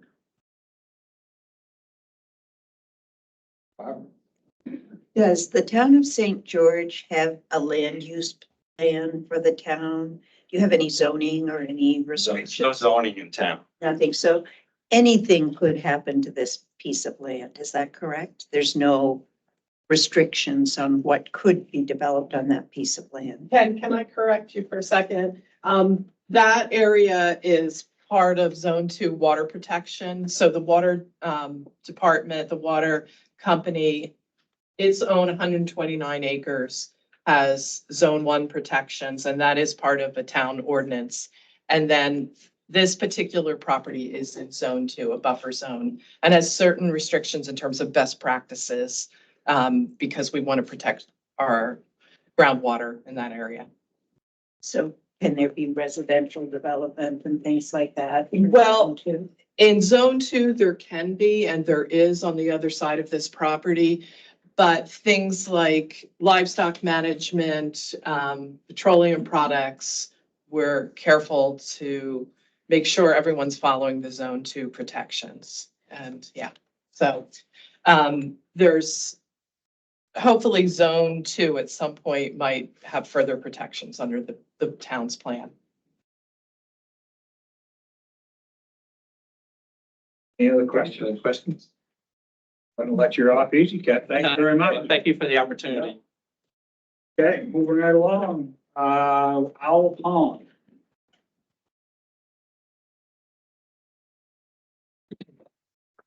This is part of the meeting where you talk about water bodies named after birds, because I think the next one is partridge. I'm Matt Marcotte. I'm the executive director at Lunaco Land Trust. Tracy Bridgeton. This is Owl Pond. As proposed, the roughly 900 acre working forest conservation easement in town of Pasco. This is a project that has really come to fruition through a partnership with the Casco Open Space Commission. Lunaco is the applicant and as proposed would be the easement steward. But the Open Space Commission has really been a partner in this from the beginning. It's a property that has had a long history of recreation access. There are club-sponsored ATV snowmobile trails on the property. Owl Pond, which we believe is the last remaining undeveloped water body in the town of Casco, has a long history of use by anglers, especially in the winter for ice fishing. It's also a working forest. It was once part of the Hancock Lumber Company ownership. The Hancock Lumber Company's Casco sawmill is about 2 miles away. It is now owned by Matt Hancock of the Hancock family through his Casco Timber LLC. So it's a property that has a legacy both of recreation and of timber production, and we envision the conservation easement maintaining that legacy. It's also within the Sebago Lake watershed, so there was a letter of support from the Portland Water District. And the cost estimates, if they are based on appraisals of other working forest conservation easement properties that we have closed on in the last 12 months. We have commissioned an appraisal. Expected delivery will be in July. It's an expensive project, but it's a big piece of land in southern Maine. Matt Hancock is very familiar with conservation and with LMF, having been involved in the Jugtown Plains conservation easement just to the west, and also in the Raymond Community Forest project, which we just lost it anyways. But so we have a committed landowner who's very familiar with conservation transactions. And I'd be happy to answer any questions. I think the project really speaks for itself. I think it is an incredible opportunity that really fits into the goals of the LMF program. LUNECO is very capable of stewarding this conservation easement. And I'm happy to answer any questions. Questions? Was this an assemblage of smaller, obviously it looks like smaller parcels? Are they now on town books considered a single parcel? No, so they're separate tax parcels. They could be, Matt could petition to have it created into one tax parcel, the abutting ones. But as it is, I think it's 9 separate tax. Is it under tree growth tax law? It is. Okay. The double lines there, do they reflect rights of ways or? No, so I think that's just how it was mapped by LMS staff. With the exception, this is an old road. It was a decommissioned county or town road. It's now part of the ATV snowmobile trail system. But that's the only one that represents access or right of way of some sort. Yeah, and public access such as it is kind of comes from a couple locations on the property, from the east and west on that old road. And then there's a great public access point down here on Stone Road, which is a public road. And that's how most people get up to Owl Pond to fish.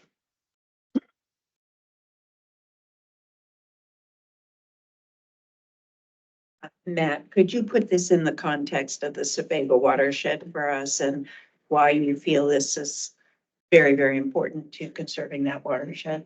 Yeah, so about 30% of the property is in the Sebago Lake watershed. The other 70% is in the Androscoggin, but the Sebago Lake watershed provides drinking water to 250,000 Mainers. It's a watershed that is at risk. It's been designated at risk by the U.S. Forest Service through their Forest Faucet program, I believe is what it's called. So the Sebago Clean Waters program, and Ruthie works for them. Just talked about McKay Woodlands earlier. Is a coalition of 10 organizations working to conserve land in the watershed, primarily for water quality, but also for all the other benefits of land conservation. And the property was identified through a strategic mapping program to understand where the most important properties are for water quality. But again, it's a property that really ticks off all the boxes from a conservation perspective. You have the sort of biological attributes, the public recreation attributes, and significant public support. It's conservation.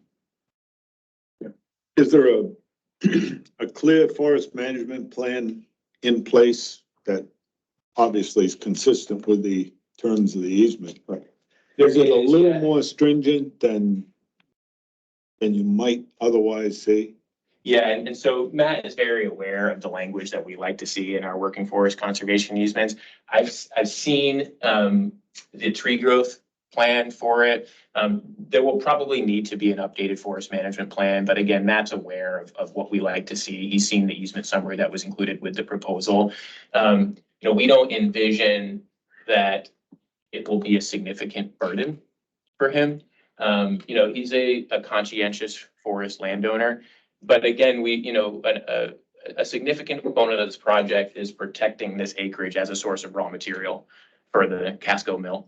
And we think we know as stewards of working forest conservation easements that can be done in conjunction with all the other concerns on the property. Any other questions from the board? Commissioner Camuso has joined us remotely from some airport somewhere in the country. So that means she did make it through security. Congratulations. It's always suspect whether Judy will make it through security or not. I lost a few items on the way, but Well, that's good for you. You only lost a few. Any questions for Matt? Seeing none. Thank you very much. Thank you. We're gonna move right along to Partridge Cove.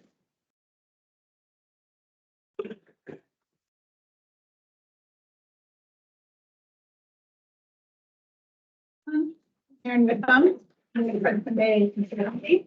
I'm here to talk today about Partridge Cove in Lemoyne. This is a 229 acre parcel. Partridge Cove flows into the Mount Desert Island Narrows and Totten Bay. And is part of the Totten Bay beginning with habitat focus area. It's also one of the least developed shoreline properties, parcels in the town. And it's part of a 667 acre forest block in a rural residential area. This parcel, as you'll see, was pre-acquired by Frenchman Bay Conservancy because we had to move quickly on this parcel. It was the site of a highly contested glamp ground in the community. The project was ultimately defeated by the residents of Lemoyne. They placed a 6-month moratorium on that kind of development. And ultimately, the town residents voted to prohibit this kind of development permanently within the town. Frenchman Bay had originally been interested in the property over 2 years ago, but weren't able to pay what the sellers were looking for. But we had some new appraisal done, which would made it possible for us to reconnect with the sellers. And one of the reasons we had to move quickly is that was part of this deal was dependent on being able to close quickly as the sellers were ready to move on from this parcel. So we submitted the LMF application 1 day after the closing. We've been interested in this property because of the tidal waterfowl and wading bird habitat that is in Partridge Cove, the wetland acreage protecting this undeveloped shoreline, and connectivity. This is 2 different conservation easements that FPC holds, and then another easement that allows public access. Actually, all of these easements allow public access and have trails on them there in Lemoyne. And so since we hadn't had time to publicly announce this purchase at the time of the submission, I did want to just share a little bit about the public support that we have seen since announcing that this property was going to be a new recreation option in Lemoyne. The project was covered by 6 different media outlets. It was one of our, I think, most liked and interacted with social media posts that we've had. And we heard sort of an outpouring of support from the community about this opportunity. And as you hopefully have seen, we had successful meetings with the Town of Lemoyne Select Board and the Conservation Commission, who both sent letters of support for the application.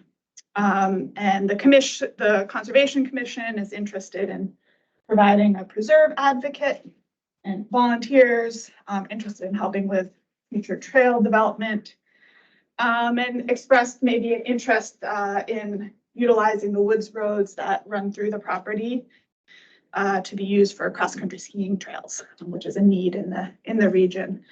And we have worked on some site, plans for site improvement for access.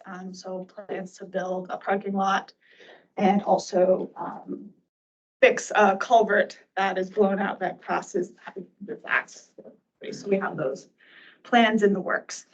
Happy to answer any questions. Great, thank you. Questions from the board? You point out, the best access locations to the Yep. property? So the parcel line actually goes all the way down to the road here. It's a shared right of way with, or the neighbor right here has right of way across this driveway as well. To their home, but it goes all the way down. So the plan would be to build the parking lot right about there. Okay. And not maintain the road as a road all the way into the property. Be gated. Robert? Is that all title? Yes. And so are there clammers and people who, and where would they access? Would they have access? It's not an area that clammers are currently using. We reached out to the Frenchman Bay Shellfish Regional and they haven't had access to Partridge Cove for quite a while. It's not a regularly utilized site. It's actually pretty steep along here in terms of getting down to the flats. And because it does not seem like it would make sense to maintain the road all the way up to the shoreline in perpetuity as a road. It wouldn't be necessarily something people are driving in and unlikely that people will be walking in for that access. But it's something we've thought about in terms of, we didn't hear a great need in terms of access through the property. Does it drain out too far for boat access? I think, no, there could be boat access. Yeah, well, a lot of those big flats in that area are all accessed by boats. Yeah, that's how I would get there. Yeah, Jordan River, not too far from here. That's a lot of folks not together. That way. Great. Any other questions? Seeing no questions. Thank you very much. Appreciate it. And, okay, that concludes that round. We know if, just, is, the applicant from Skunk Cave Stream and Porter Hill, are they here? Porter Hill is here. Porter Hill is here. Skunk Cave here? No.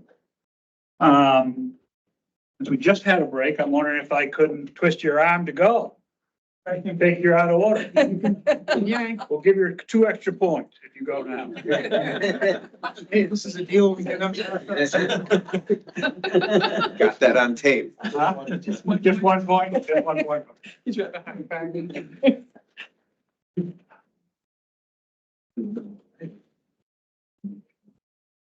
So this is just one of the maps from the application that shows some features that are not easily seen on this map, so. Right, not all of our properties show up Yeah. here, so we wanted to use the map out of the. It's not.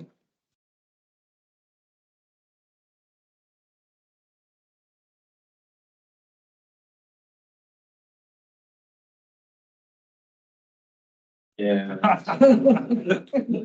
I'll just take 2. Perfect, thank you. Back January. Thank you, sir. Thank you very much, Jerry. Jerry's been a big helping hand at making this project happen. Good morning to everybody. My name is Dan Hester. I'm an officer of the board of Francis Small Heritage Trust.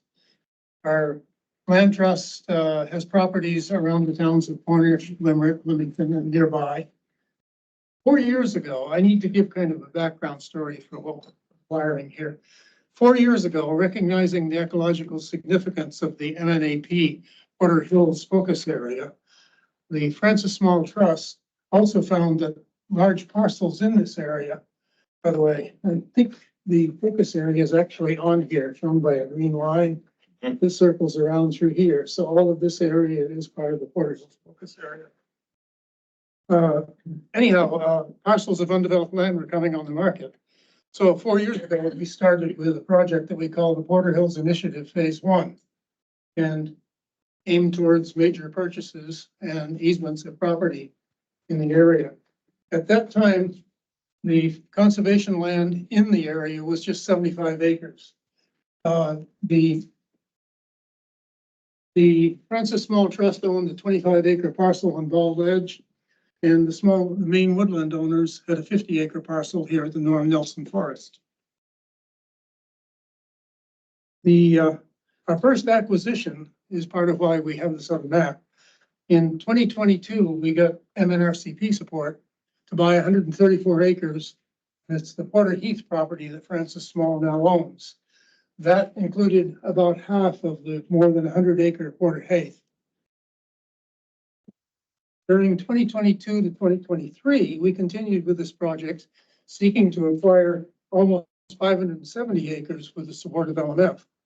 This was enabled by a generous donation of a landowner family in the area. They gave us 2 large parcels as match value in the acquisition, and then with support of other donations and grants.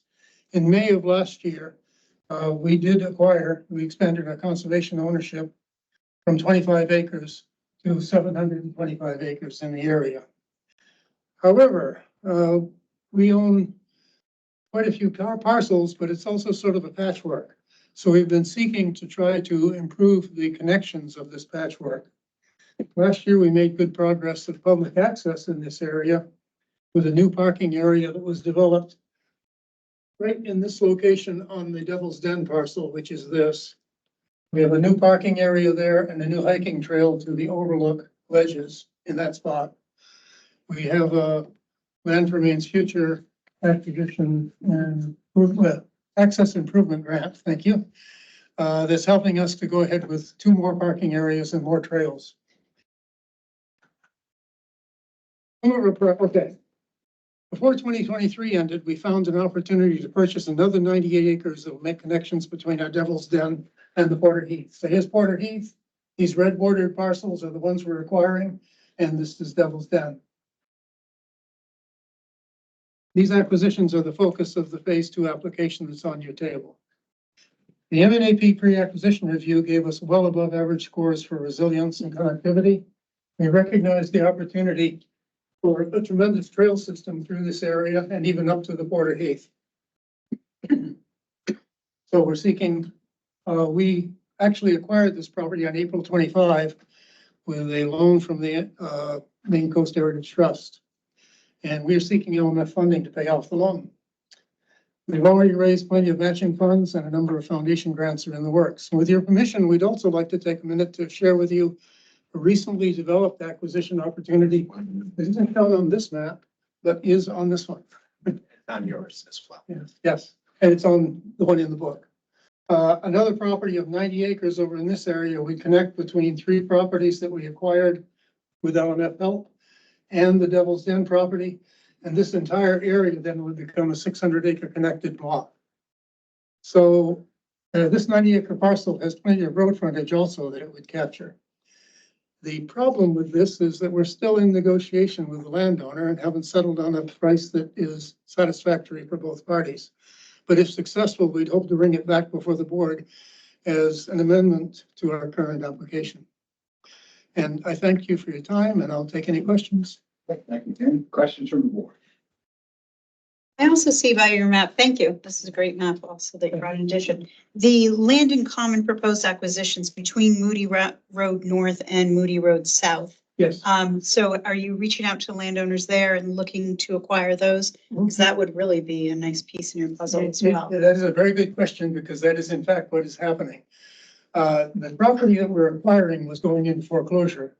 The previous owner was a difficult negotiation, but when he ended up in a foreclosure situation, he then said, okay, I'll talk. And at the same time, we had no interest in the farm property.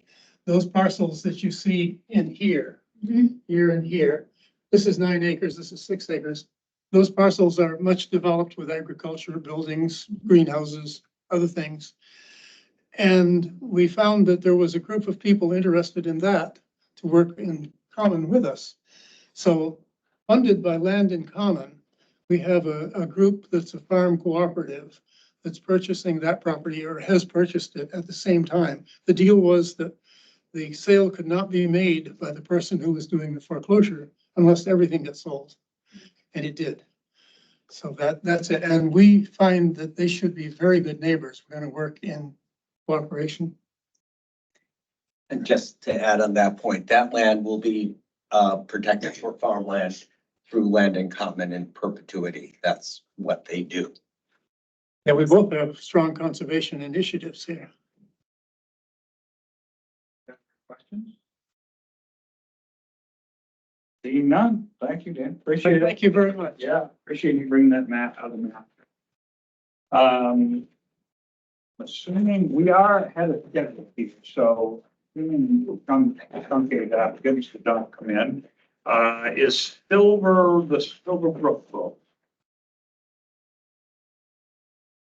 And here, South Thomaston Ford, Yeah. we put you on the spot. I'd give you 2 points, but, put me back down. the wall. Yeah. If you would, please. Please.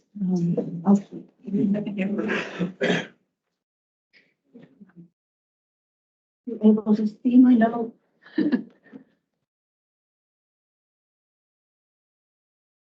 So I'm assuming you folks can read, and I'm assuming you've read our application. So I'm not going to spend a lot of time highlighting, trying to summarize it. I mostly want to focus on why we think our application is important. I'm Sandra Wallace from South Thomaston Conservation Commission. I'm the chair. And with me is one of our Conservation Commission members, Catherine Lamb, without whom I could not have put this application together. And thank you for the opportunity to present it.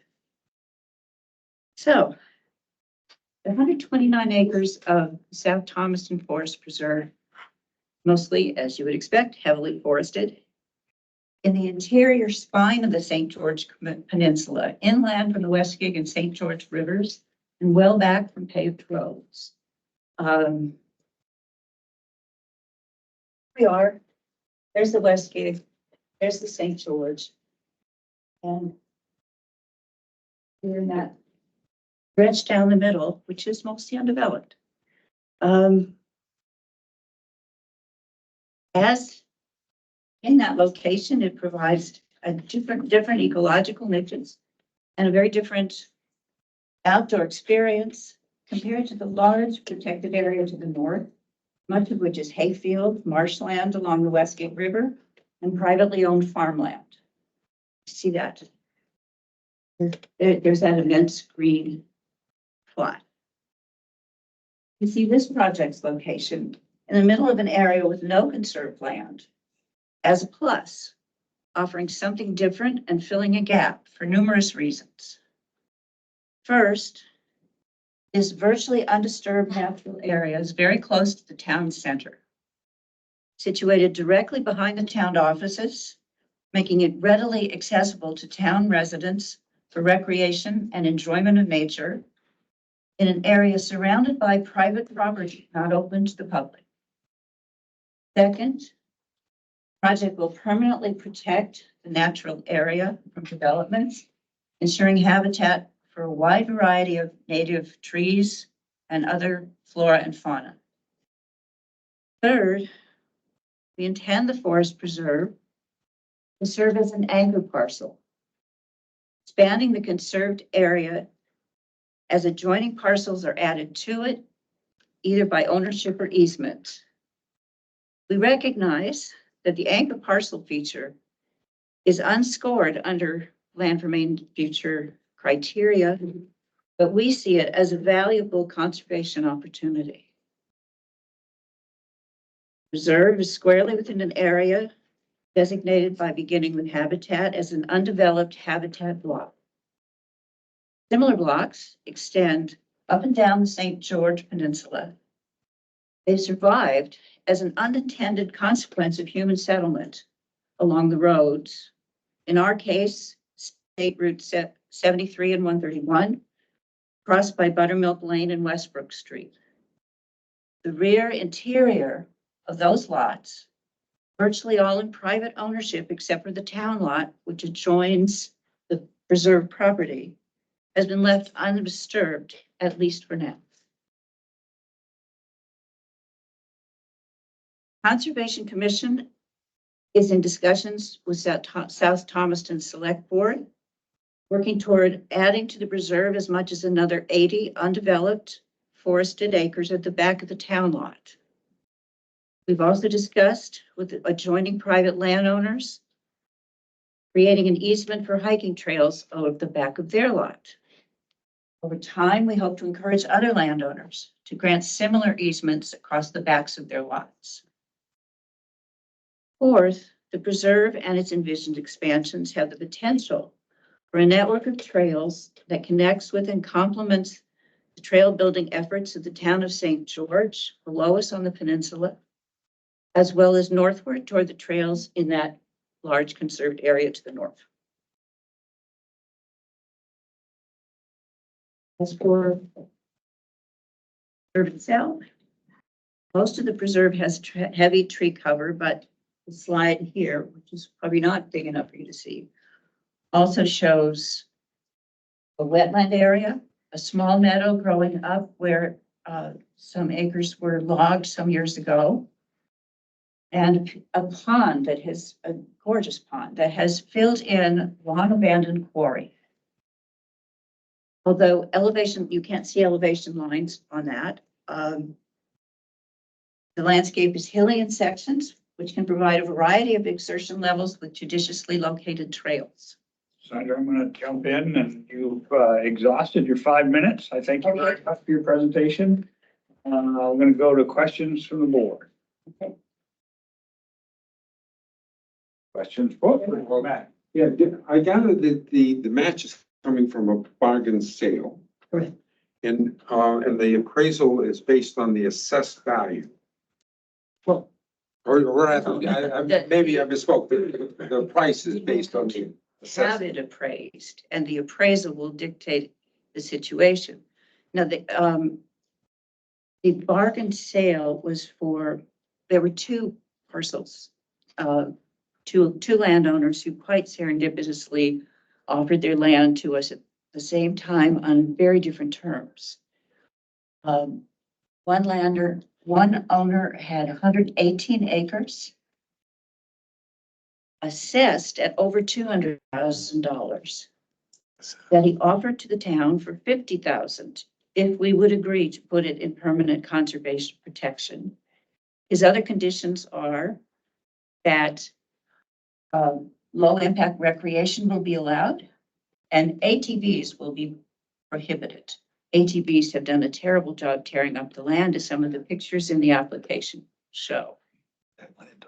The other landowner, we ultimately bought his 11 acres for $17,000 after he had asked 35, which shows a certain amount of gall because it was landlocked, so overgrown you couldn't get at it, and he had no legal access. But, you know, don't ask, don't find out. Anyway, so that's the situation. That's why the bargain sale is counted as our match. But of course, we don't have an appraisal. We would wait to appraise, obviously, until we found out whether we're going to get. If that And appraisal comes in very different than the assessed we value. expect the appraisal will not be as high as it would have been at the time that the landowner offered his land, because it will now have these conditions attaching to it. But we still think, since it was 4 times the assessed value, that it's a reasonable estimate that what's left would still be more than double. Thanks. I didn't see any reference to allowing hunting on it, and I was wondering, Is one of okay, the specific things allowed. okay, great, thank you. Could staff go back to the map? Said, you didn't say this piece was land. It was at the adjacent. Oh, no, the thing is, this little corner, at the time that it was offered to us, this is town land over which the owner had no right of passage. The rest of the block sort of was the 118 acres. And he had right of way that he paid for every year across town land and then across an adjoining landowners. This property from here to here is in forest, what do you call it? Forest management. So one thing that we explained in the application is that we agreed as part of the purpose to extinguish that right of way over private land. We will need to redirect the access so that we'll come in about here. This is all town land here. So that the landlocked aspect was cured by the town buying it. So it's now all accessible from the town roads, town-owned private roads. I managed to confuse you or make it clear? Yes. Can you point out where the town office is? Because it said in there that it's 0.2 miles from the town office and people will be walking from there. No. There will be parking up here, which is 0.2 miles from the town office. And then there will be a walking trail, which we will have to build because we have to stay clear of the stump dump, which is on that. DEP will insist that we keep a margin. So we will be building a path from the parking area to So where is the the town? access, and that'll be about an 8/10 mile path. There's what? Where is the town office on the map? Oh, I'm sorry. It's right up here. Right at the road here. And in If I your, may I interject? Right now, there is a road that follows the length of the town plot, which is adjacent to the one we purchased. So, and we can see it, it's under the trees, and it has, has suffered from the ATV, so that will need some work to repair that road. But there is an access road, that goes all the lengths of the town, of the town plot. And then within the purchased land, there was another path. So again, there are some fairly wide and walkable trails that are in there. But then we're obviously hoping to open some more trails for recreations. And some of them are quite nice, actually. They have been opened by deer already. You can almost follow that. But, the access that we envisage is clearly from the town office part. you're looking confused.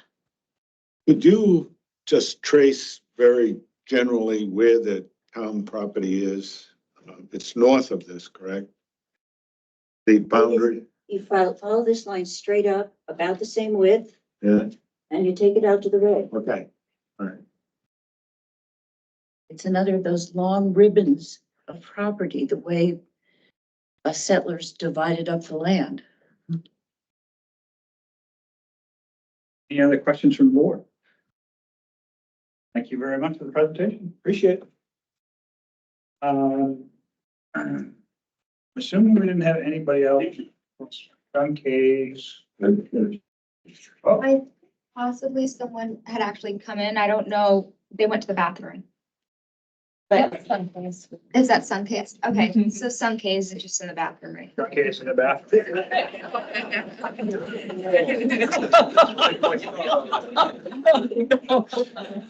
My mind's working overtime. Oh, man. So, and who else did we have? Silverbrook, right? Silverbrook is not here. What's the word? Oh, that's. Watson Woods. What about Stage Island? No, Peninsula Woodlands? Watson Woods. There you go. Let's go. Ready. All right, thank you.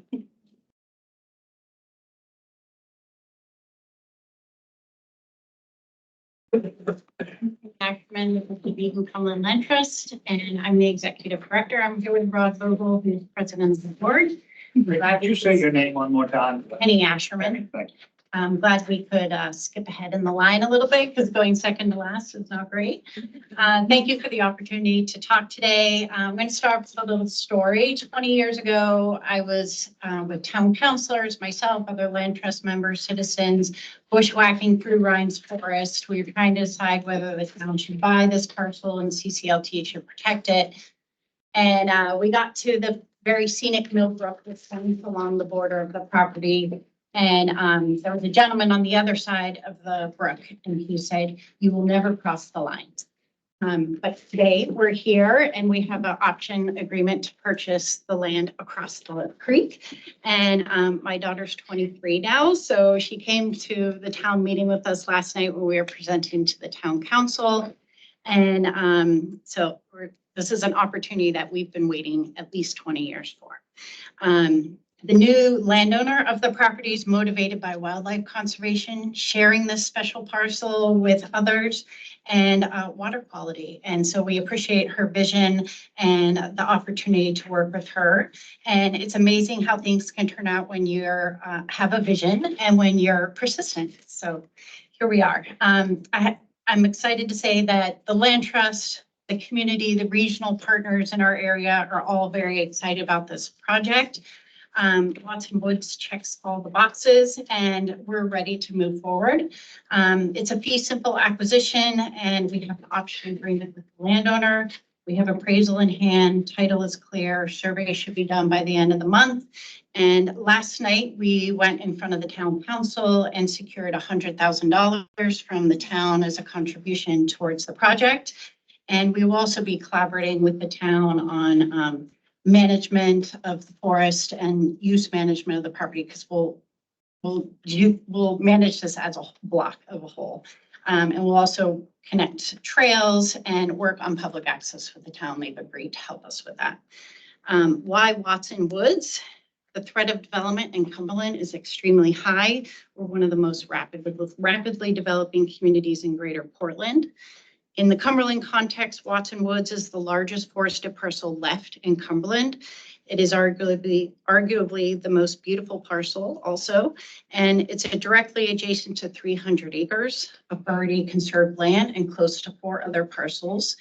And the climate action plan in Cumberland calls for 1,000 more acres of protected property by 2030. This will be the first acreage coming in towards that 1,000 acres. It's also a regional project. The area was selected by a watershed study to be a priority conservation area, and we've been concentrating our efforts there over the past 10 years. Regional connectivity, it's a central piece of the 2,000 acre corridor, which begins at the East Windham property that you recently funded, all the way through Falmouth, Cumberland to Knights Pond, which goes into North Norman. So two LMF projects anchor the 2,000 acre corridor, and we'll be adding to that. This is a forest that will have people. Watson Woods is 1 mile from Cumberland Center, 10 miles from the city of Portland, where there are 550,000 people who like to get outdoors and use our properties. This will be a popular destination. Trails and recreation.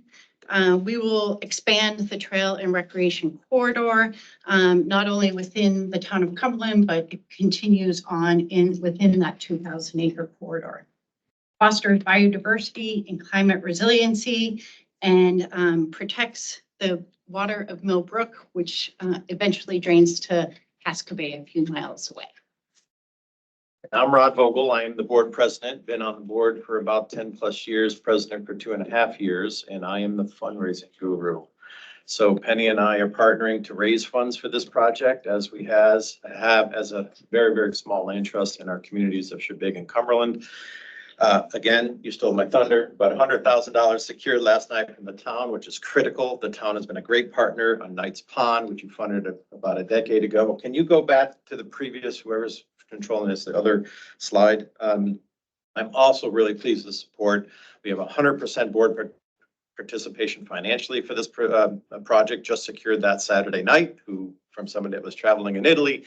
And we raised a 15-person, very small board, just over 63,000 from our board alone. So we're well on our ways to securing the matching funds. Are we done? And you were out of touch. I'm going to share a story. Darn it. Thank you very much. Yes. Questions from the board?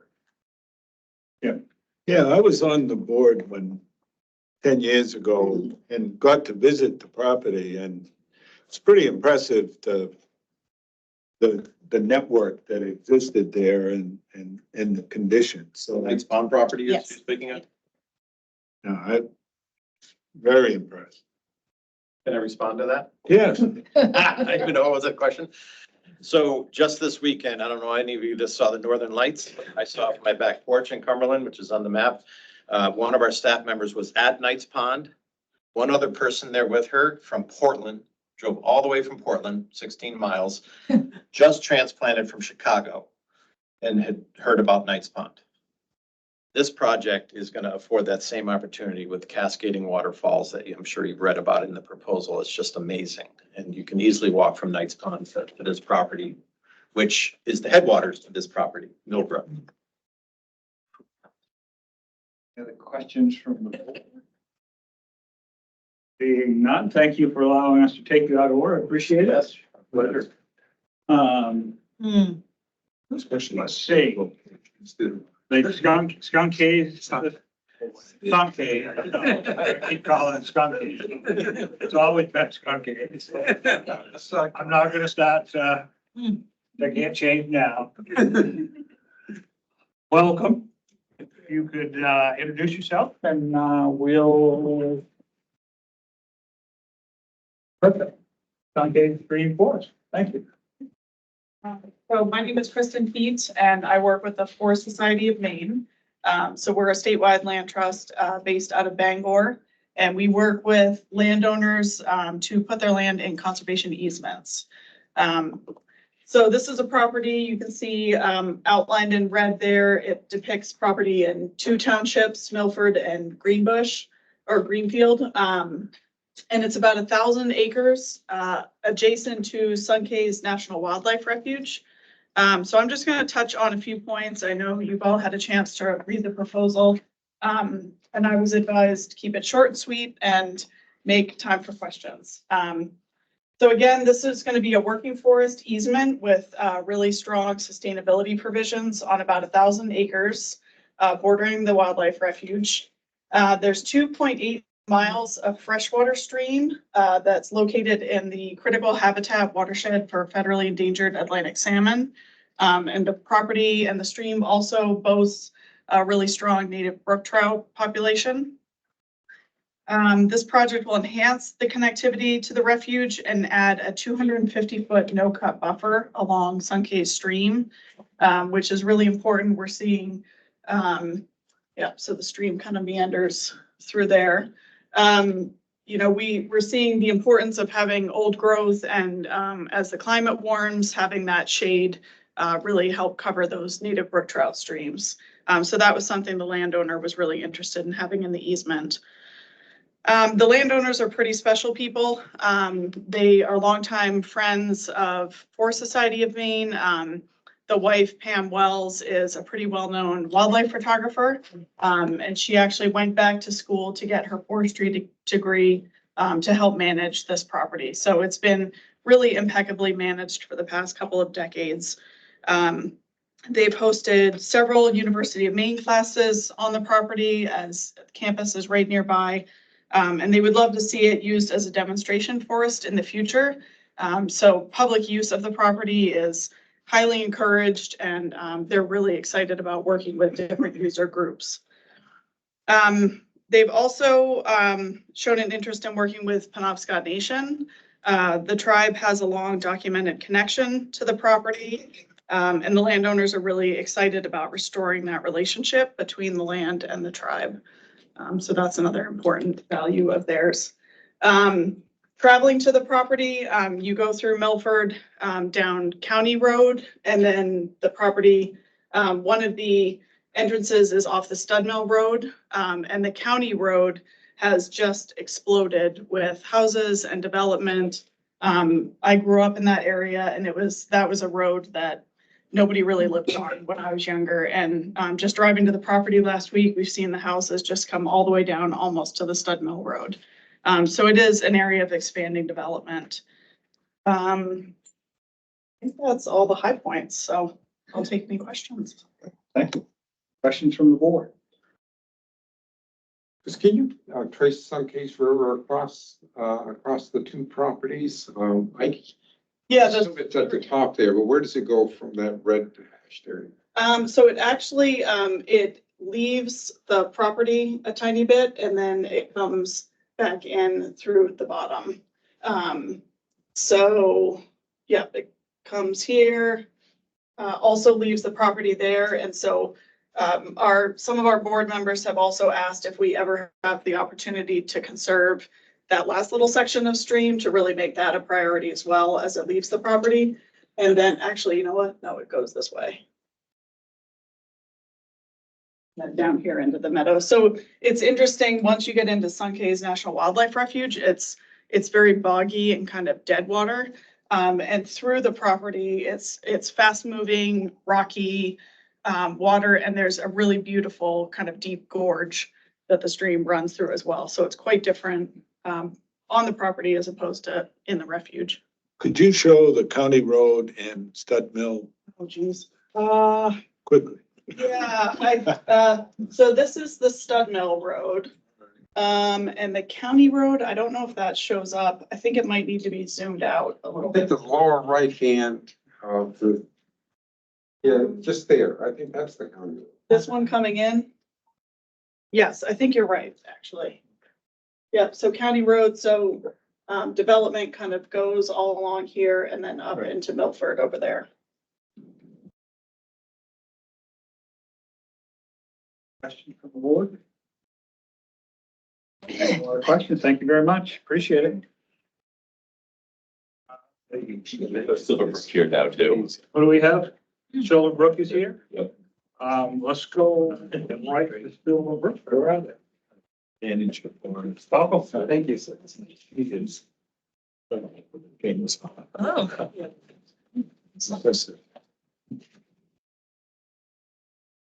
Good morning.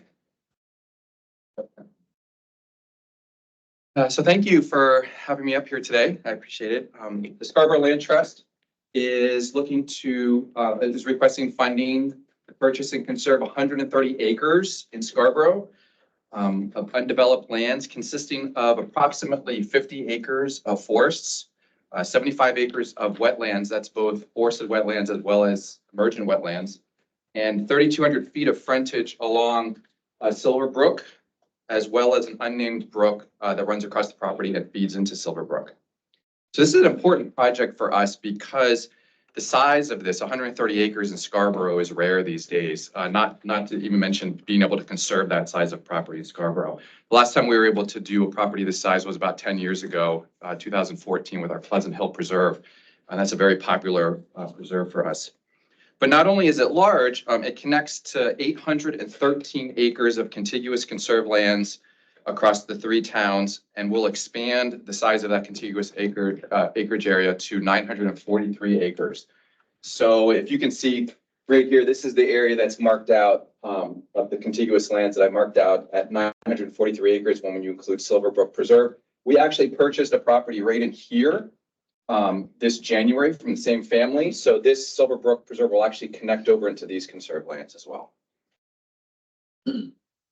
So you can see that that property is, we're hoping to fill a hole in the conserved lands in that area because it connects on 3 sides to those conserved lands and it will create a substantial block for the Scarborough area. I mean, I don't know if you can imagine if that property were to be developed, how it would really fragment the ability of those lands to work together for the protection of wildlife, watershed protection, as well as for people. The property is within 11 miles or about a 20-minute drive of over 200,000 residents in Maine, consisting of Portland, South Portland, Westbrook, Gorham, Saco, Biddeford, Old Orchard Beach, not to mention Scarborough itself. So it has an incredible reach. And so we're looking to make trails on the property. So This is our Broad Turn Farm and Preserve property right here. And we are currently expanding that to 3.5 miles of trails on that property. And we're gonna put an additional approximately 1.5 miles on Silverbrook Preserve. So we'd have a 5-mile trail system, which will be the largest trail system in Scarborough. Currently, our Fuller Farm Preserve is our largest at 2.9 miles. So we're almost doubling the size of that trail system here alone. And also, and so we're hoping to be able to relieve some of the pressures from our Fuller Farm Preserve, because that gets incredible pressures for hiking and wildlife observations.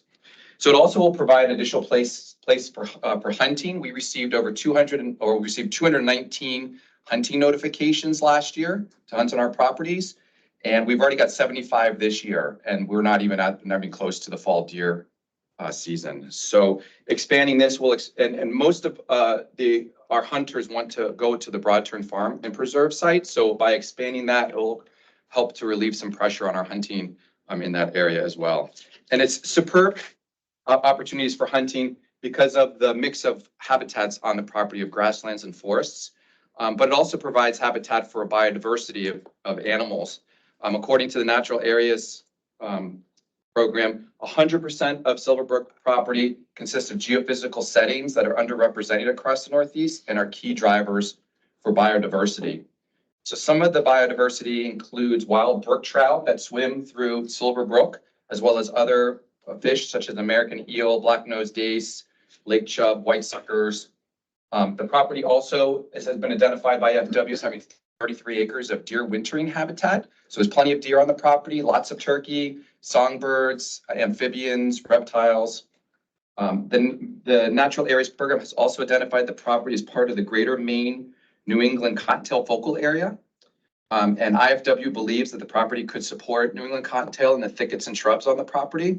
And so we'd be willing to work with IFW and other partners creating habitat for the cottontail if so desired. We're already working with those partners on another property, our Pleasant Hill Preserve property. A survey was done on Broad Turn Farm right next door of bats, and they identified the endangered little brown bat in Broad Turn Farm. And knowing the range of the bat, it's likely that they're using this property as habitat as well. And the time is up. I just wanted, one last thing was just Nature's Network has identified 30 acres of the property as core habitat for imperiled species. And considers the property excellent habitat for the main threatened spotted turtle. That's it. Thank you. Questions from the board? You have a way of knowing who's coming to your preserves? Do you, you survey bats and things? Do you survey people in any meaningful way? So you know where they're coming from, what they're doing on your properties? We don't survey, we don't set up time counters or anything like that, but we have volunteers that go out to the property and we'll be at the trailheads talking with people. We also, our stewardship director and all of, the rest of us, we walk the properties regularly. So we're out there talking with people and so we have a sense that people are coming from outside of Scarborough. Because when I talk with people that live in Portland and South Portland, they're like, oh yeah, we love going down to the Scarborough Preserve. So a lot of it is like anecdotal in that way. We don't have official survey.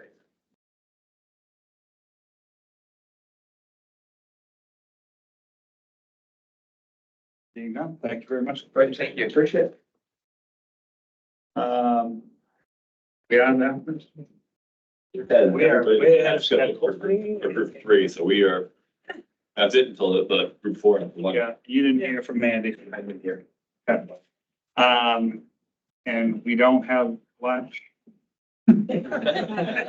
Well, you guys schedule a lunch for half an hour. I gotta go grab it. It's funny to grab it in a few minutes, but yeah, we're getting there. Yeah. Why don't we, well, I mean, we don't have a choice to take a break. Well, let's take a break. Take a break. Let's take at least 10 minutes and see if we have. Yeah. Nice job. And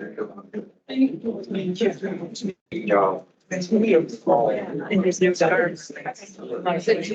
No, I'm okay. I'm good, thank you. How are you? No, if I were- Yeah.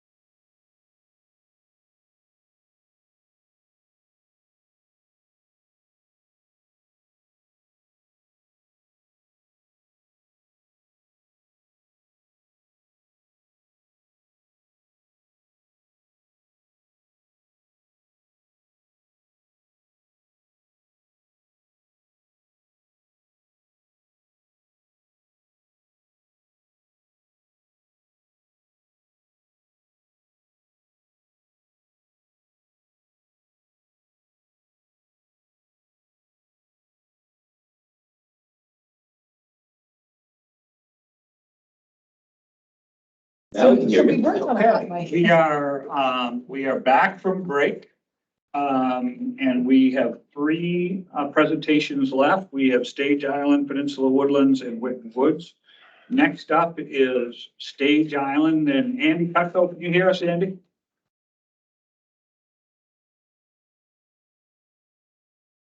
You're muted, You're Andy. muted, Andy. Yeah, sorry about that, Commissioner. I am here. I didn't realize you were so far ahead of schedule. I can actually be there in person. I was planning to be there in person. If you give me 5 minutes and maybe do the next one first, I can be there. That's absolutely fine, Andy. We'll give you time to come and we'll go to the next one in line if, Okay. Excellent. We're giving I'll be right everybody there. How many bonus points? We'll see how fast I can make it. Thanks.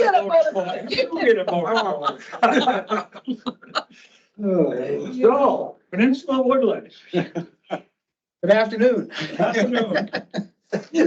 Thank you for giving me a few minutes here. I'm going to let George talk about the particulars of these two properties, but I want to give you a brief overview. I'm Hans Carlson. I'm the Executive Director of Blue Hill Heritage Trust. And we are in the process of trying to acquire these two properties in red here. They fall into a fairly good portfolio of land on the peninsula. We're at about 12,500 acres now. We have a conservation plan. We're shooting for roughly 20. That we feel like that's going to be our best work. The two properties here in red fall within these green blocks here. There's actually one missing here, which is Wallamatoga, which is the last thing that you guys funded for us. So there's another 336 acres right here. So as you can see that these two properties sort of fall into a matrix, particularly around Wallamatogus Mountain here, of creating a really big block of habitat and open space for folks.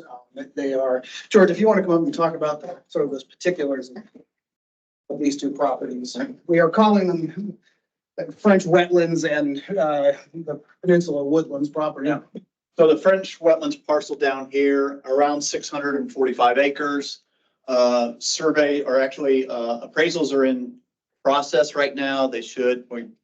We're a year out as of Thursday from our first appraisals. So we're redoing appraisals with timber inventory to get a better handle on what price will be when we approach the owner, which is Barbara French. These are old Haynes properties. So they've been cut, at least on the northernmost here, Penobscot timberland. Up here, 745 acres. It was cut probably in 2010 to 2014. About 20 million pounds of timber were pulled off, mostly pulpwood. Combined, it's around 1,400 acres. Jason had a slide up there, 1,395. We're looking at combined about 5.2 miles of undeveloped riparian habitat and about 330 acres of wetland habitat between the two. That's essentially it. You know, the French wetlands was 4 million pounds of timber were taken off in 2014, but there's still a large area that hasn't been touched for harvesting at all. So we see these properties as fitting into our portfolio in a couple of different ways. They are former working woodlands. We have other working woods that we are managing for sort of long-term forest health, but also for long-term economic use as well. These fit into open space for folks, particularly the north of Wallamatogus Mountain. It's a big open area of the peninsula, and there are a lot of people who access that. There are a lot of people who hunt in there, and then both these blocks are important for wildlife corridors and just for big open space for habitat. So I think that's our pitch.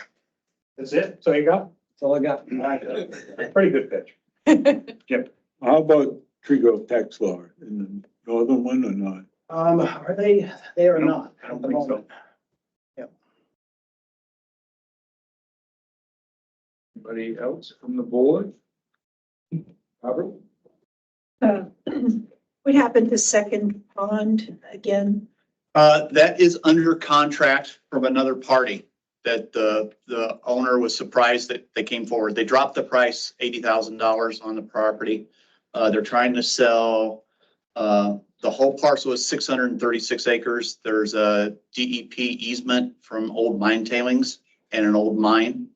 That is essentially no touch. We were looking at 508 acres out of that 636 to have LMF fund. So we had an appraisal on the property. We were just in discussions with the landowner. Somebody came in and actually offered them what they had originally, nearly what they had originally asked for, which was way over appraised value. We don't really have any idea what's going to happen with that property. There is an old mine on it, which is a huge liability for whoever takes that property on, but that's the way the market goes. Maybe it'll fall through. You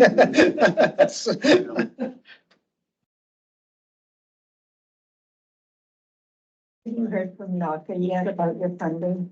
Yes, we passed our last thing through migratory bird group, and we were second out of 18 for the list. So I think we're pretty assured.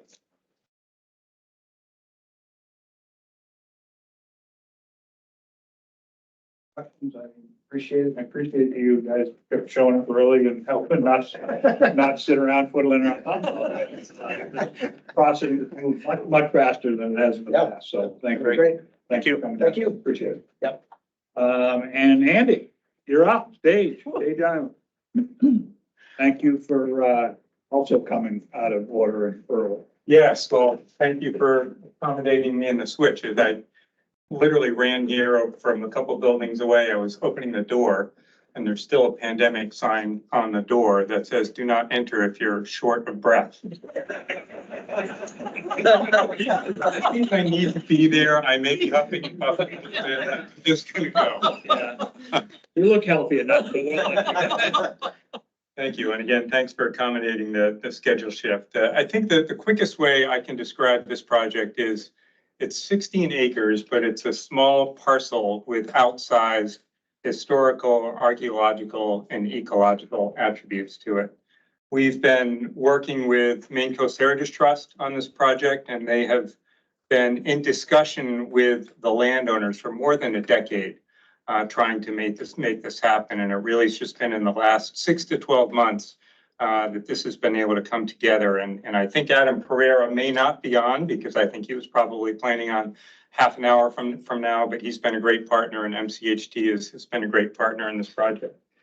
I don't know that in the 5 years that I've been with Parks and Lands as the director, we've ever actually used this single exceptional value criteria for a historic or archaeological site, but this is certainly it.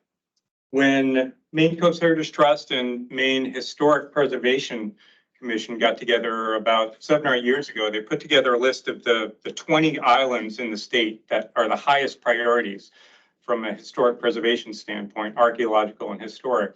And this was number one. Stage Island was number one. There have been a number of different studies over the last 20 years. There's a documented indigenous presence going back 10,000 years with artifacts, including shell middens and stone tools and ceramic remnants.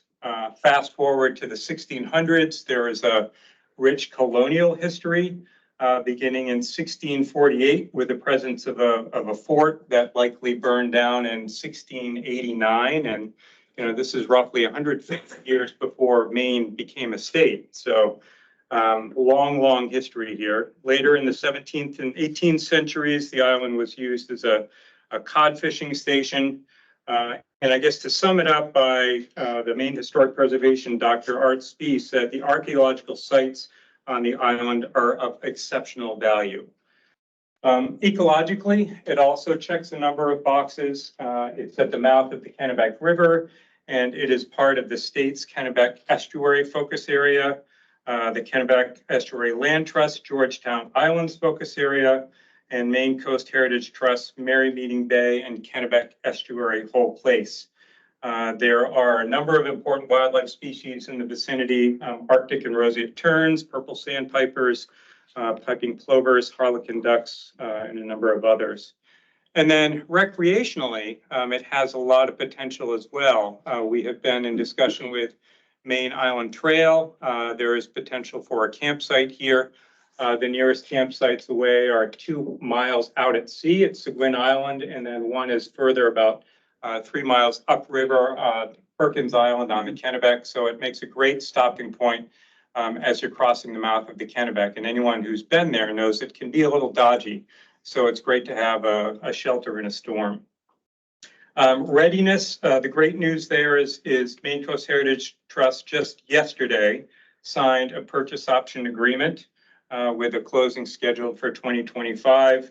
MCHT again has been a great partner and is prepared to provide the match here. The last piece I'll mention is that Maine Coast Heritage Trust has had some initial discussions through the First Light program with Wabanakis about their particular interest in the archaeological artifacts here, and we'll see where those discussions lead. But I think there's a possibility of a co-management and certainly this project. So I'll stop there. Take any questions. Thanks, Andy. Rod? Are there or will there be moorings? That's a good question. We haven't determined that. We basically want to go low profile in terms of development. You know, the most we would see in terms of development itself might be a wooden tent platform through MIDA. I think we'd consider a mooring for boat access for those who aren't in, you know, kayaks. Couple over No, right there, the lighthouse, you know. Seguin? Seguin, yeah. Yeah. A couple of moorings there. That's very handy. Does the density of values, this jumping ahead a little bit from the cart before the horse, does the density of values actually yield a management problem? It's an interesting question. I mean, we've talked informally among MIDA, Maine Coast Heritage Trust, and us about how do you deal with recreational use at a site that has such significant archaeological values, particularly to the extent that they may be reasonably well known. And so, you know, we don't have that fully wired yet in terms of what signage might say, but we're clearly not going to say archaeological site here. You know, so there needs to be some sensitivity around managing recreational use, given not only the archaeological importance of the site, but its value as wildlife habitat as well. So those discussions are underway. We don't have that, you know, obviously we don't have a management plan in place yet, but we're fully aware of the convergence of strong values in all these categories. From 16 acres. Yeah. Any other questions from the board? Bob? Andy, as you know, the TNC resilience scale called this above average resilient. I was just down walking on Popham Beach, which doesn't seem very resilient. What is unique about it that, you know, raises it to that level of being so resilient? I guess I don't understand what. Yeah, I didn't emphasize that here. And it's in part because I don't want to put a whole lot of credibility in a model that was developed at a really broad landscape level for a 16-acre island. And in fact, my recollection from you know, TNC days is that islands didn't model particularly well. You know, the resilience in part is not to get too sort of scientific and geeky, but has to do with elevational gradients and you know, slopes and valleys and so forth. And so when you have obviously a small mound of an island in a flat ocean, it skews the results. So I don't think the resilience information should be relied on that heavily for islands. That is my take. Max nodding, so that's a good sign. Anybody else?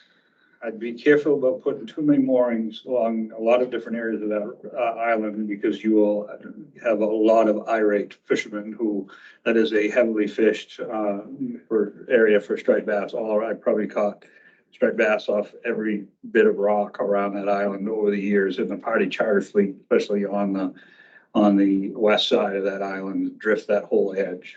So just something to consider if you do look at moorings. Yeah, great point. Yeah. Thank you, Commissioner. Anybody else? You're off the hook, Ian. Thank you. Breath, thank you. And lunch is here. Lunch is here. Is. Whitten. You are here? I'm here, but if you'd like to eat. No. If I eat now, we might swing to each other. I think it's better off if you go. We don't want to do that. All right. Welcome.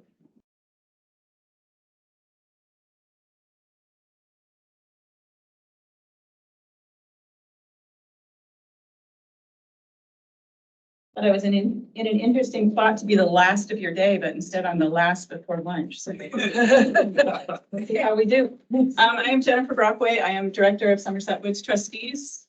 We are a land trust serving Somerset County communities based in Skowhegan, but working across the southern half of the county. I am here today to seek your support for Whitten Woods, which will secure the scenic backdrop for one of Somerset County's most iconic landmarks, the historic wire bridge of Newport.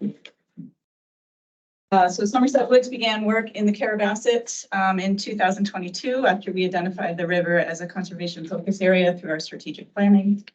The river in New Portland, Emden, and Anson is a biodiversity hotspot with a tremendous concentration of endangered, threatened, and special concern species. Whitten Woods is the first of several projects we have on the river underway right now, and we're seeking $325,000 in LMF funding to help us complete this purchase.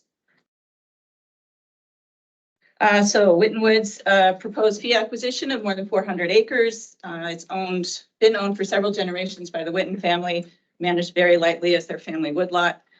Features more than 2 miles or just about 2 miles on the Carabasset River. More than a mile of frontage on town roads, middle and wire bridge roads, has high value brook habitat. 3 endangered and special concern species have been documented just off the property, and another 2 threatened and special concern further downstream. 5 productive vernal pools confirmed by Maine Natural Areas Program last week. Maturing forest, we found 100-year-old hemlocks and northern white cedars, 60-year-old green ash. More than 34 acres of wetlands, mix of forested wetlands, beaver bog, emergent wetland, and deer wintering habitat. So more than 250 acres of deer wintering area in a larger deer wintering area that you can see here, identified by Inland Fish and Wildlife as a high priority for acquisition. 45% of the parcel contains geophysical settings underrepresented on conservation lands in the Northeast. So as you probably understand better than I, that means that there's a mix of geography and soils and elevation proven to be important for conserving biodiversity. It's within a 1,200 acre block that extends between Kingfield down to the center of New Portland. And it is, again, located right at the historic wire bridge. It is literally the backdrop and the area enjoyed by the town for generations when accessing the river in that spot. And the bridge is on the National Historic Register since 1970. It's also located at the terminus of the Northern Forest Canoe Trails Carabasset River Trek. So it will be, it is a traditional takeout spot for that, and we'll be solidifying and improving that access point. In terms of public access, as I said, there's more than adequate road frontage, 1 mile of frontage on 2 public town maintained roads. We will be improving trailhead parking at the wire bridge to support that paddling feature and the river access. And then we'll also be improving a trailhead on Middle Road as an alternative connection to the trails. We'll be improving and making a connection. There's several traditional takeout spots where paddlers have been picnicking on the river on their treks. So our intention is to tie in those particular spots with the trails so people can fully enjoy the property. The project received Maine Natural Resource Conservation Program funding last fall. So all trails that we will be constructing will be done in accordance with that wetland protection plan. As evidenced by all these letters of support in the application, it's widely supported by the community, everyone from the select board to the planning board to the town historian, other conservation entities in the region, Somerset County commissioners, everybody is on board recognizing the importance of the historic wire bridge to the broader economic and cultural aspects of Somerset County. And I guess with that, I will let it be with questions. Great, thank you. Questions from the board? Can you just tell me a little bit about Somerset Woods trustee? Sure. Somerset Woods Trustees is perhaps the oldest land trust in Maine. We were organized in 1927 by an act of the state legislature under petition, I believe, technically from Louise Coburn, who is Governor Abner Coburn's niece. And so in 1927, a group of Skowhegan residents led by Louise recognized the importance of conserving the historic and scenic resources of Skowhegan, and they established what became Somerset Woods, a land trust serving all of Somerset County. So very much centered in Somerset County in the beginning. Over time, we've evolved in both we focused our efforts more on conservation land as opposed to the scenic beauty of Skowhegan and spread across southern Somerset County. So we have 2 full-time staff, about to have 3 seasonal staff, and 3,000 or so acres that we manage. And you said you're working on another project on the Carabasset? Yes, we have another project just downstream where the Gilman Stream and Carabasset confluence. So both sides of the stream there, 160 acres that we have under contract. And then downstream in Emden and Anson, we have additional properties under contract. One just completed and the other one will be. Thank you. This is down in the weeds a bit, but I've used that boat launch. I'm curious what needs to happen there in terms of improving right at the wire bridge. Really, it's just improving the parking. Currently, people are parking somewhat on town land, parking on this subject property, and it's eroded and quite a mess. So the intention is to just improve that parking area. And then there is a network of old woods roads that will be the basis for the trails. And those will be gated so that we don't have off-road vehicle access from those parking areas. The deer wintering areas that they're mapped as, I believe, just biological deer wintering areas, are they actively used currently? Yes. Yeah. Yes. Yeah. Yes. I was there this last week with a natural areas program, and we just kept picking up. It's a very productive little. Yeah. Okay, great. Thank you. Any questions? Not seeing any. Thank you very much. Thank you. Enjoy your lunch. Appreciate the presentation. So that concludes this portion of the meeting. We will be adjourning until Thursday, where we'll be back in this. Yes, yes, we will. Back in this room at 9 a.m. Yeah, Back in this room at 9 a.m. on Thursday. that's right. The board flies to the 25th. That's right, May 16th. This room. Okay. Yes. Anything else you need to worry about between now and then? No, except to get me your, I have paper copies of the agreement here, so sign those, get them back. And make sure that I get your score sheets. Oh. Either paper or electronic by the end of the day today, Yes, very latest. thank you. Very. And lunch is here. You have lunch to go or eat here? Yeah. I'm gonna make that big. And if we eat here, we cannot talk about the projects, right? Right, exactly. No talking about the projects. Exactly. You are staying back, all conversations around projects. Forbidden. Sure. Okay, Gary. Thank you very much. Thank you. Fort Hills, yes, but I was holding the map. Yeah. Very important. Did you? You probably did. I have a string of emails I have to look at because. No, I think. Didn't even have time. I don't. Maybe that's, if you, did you give it to Julia? Maybe. I'm gonna give it to Julia.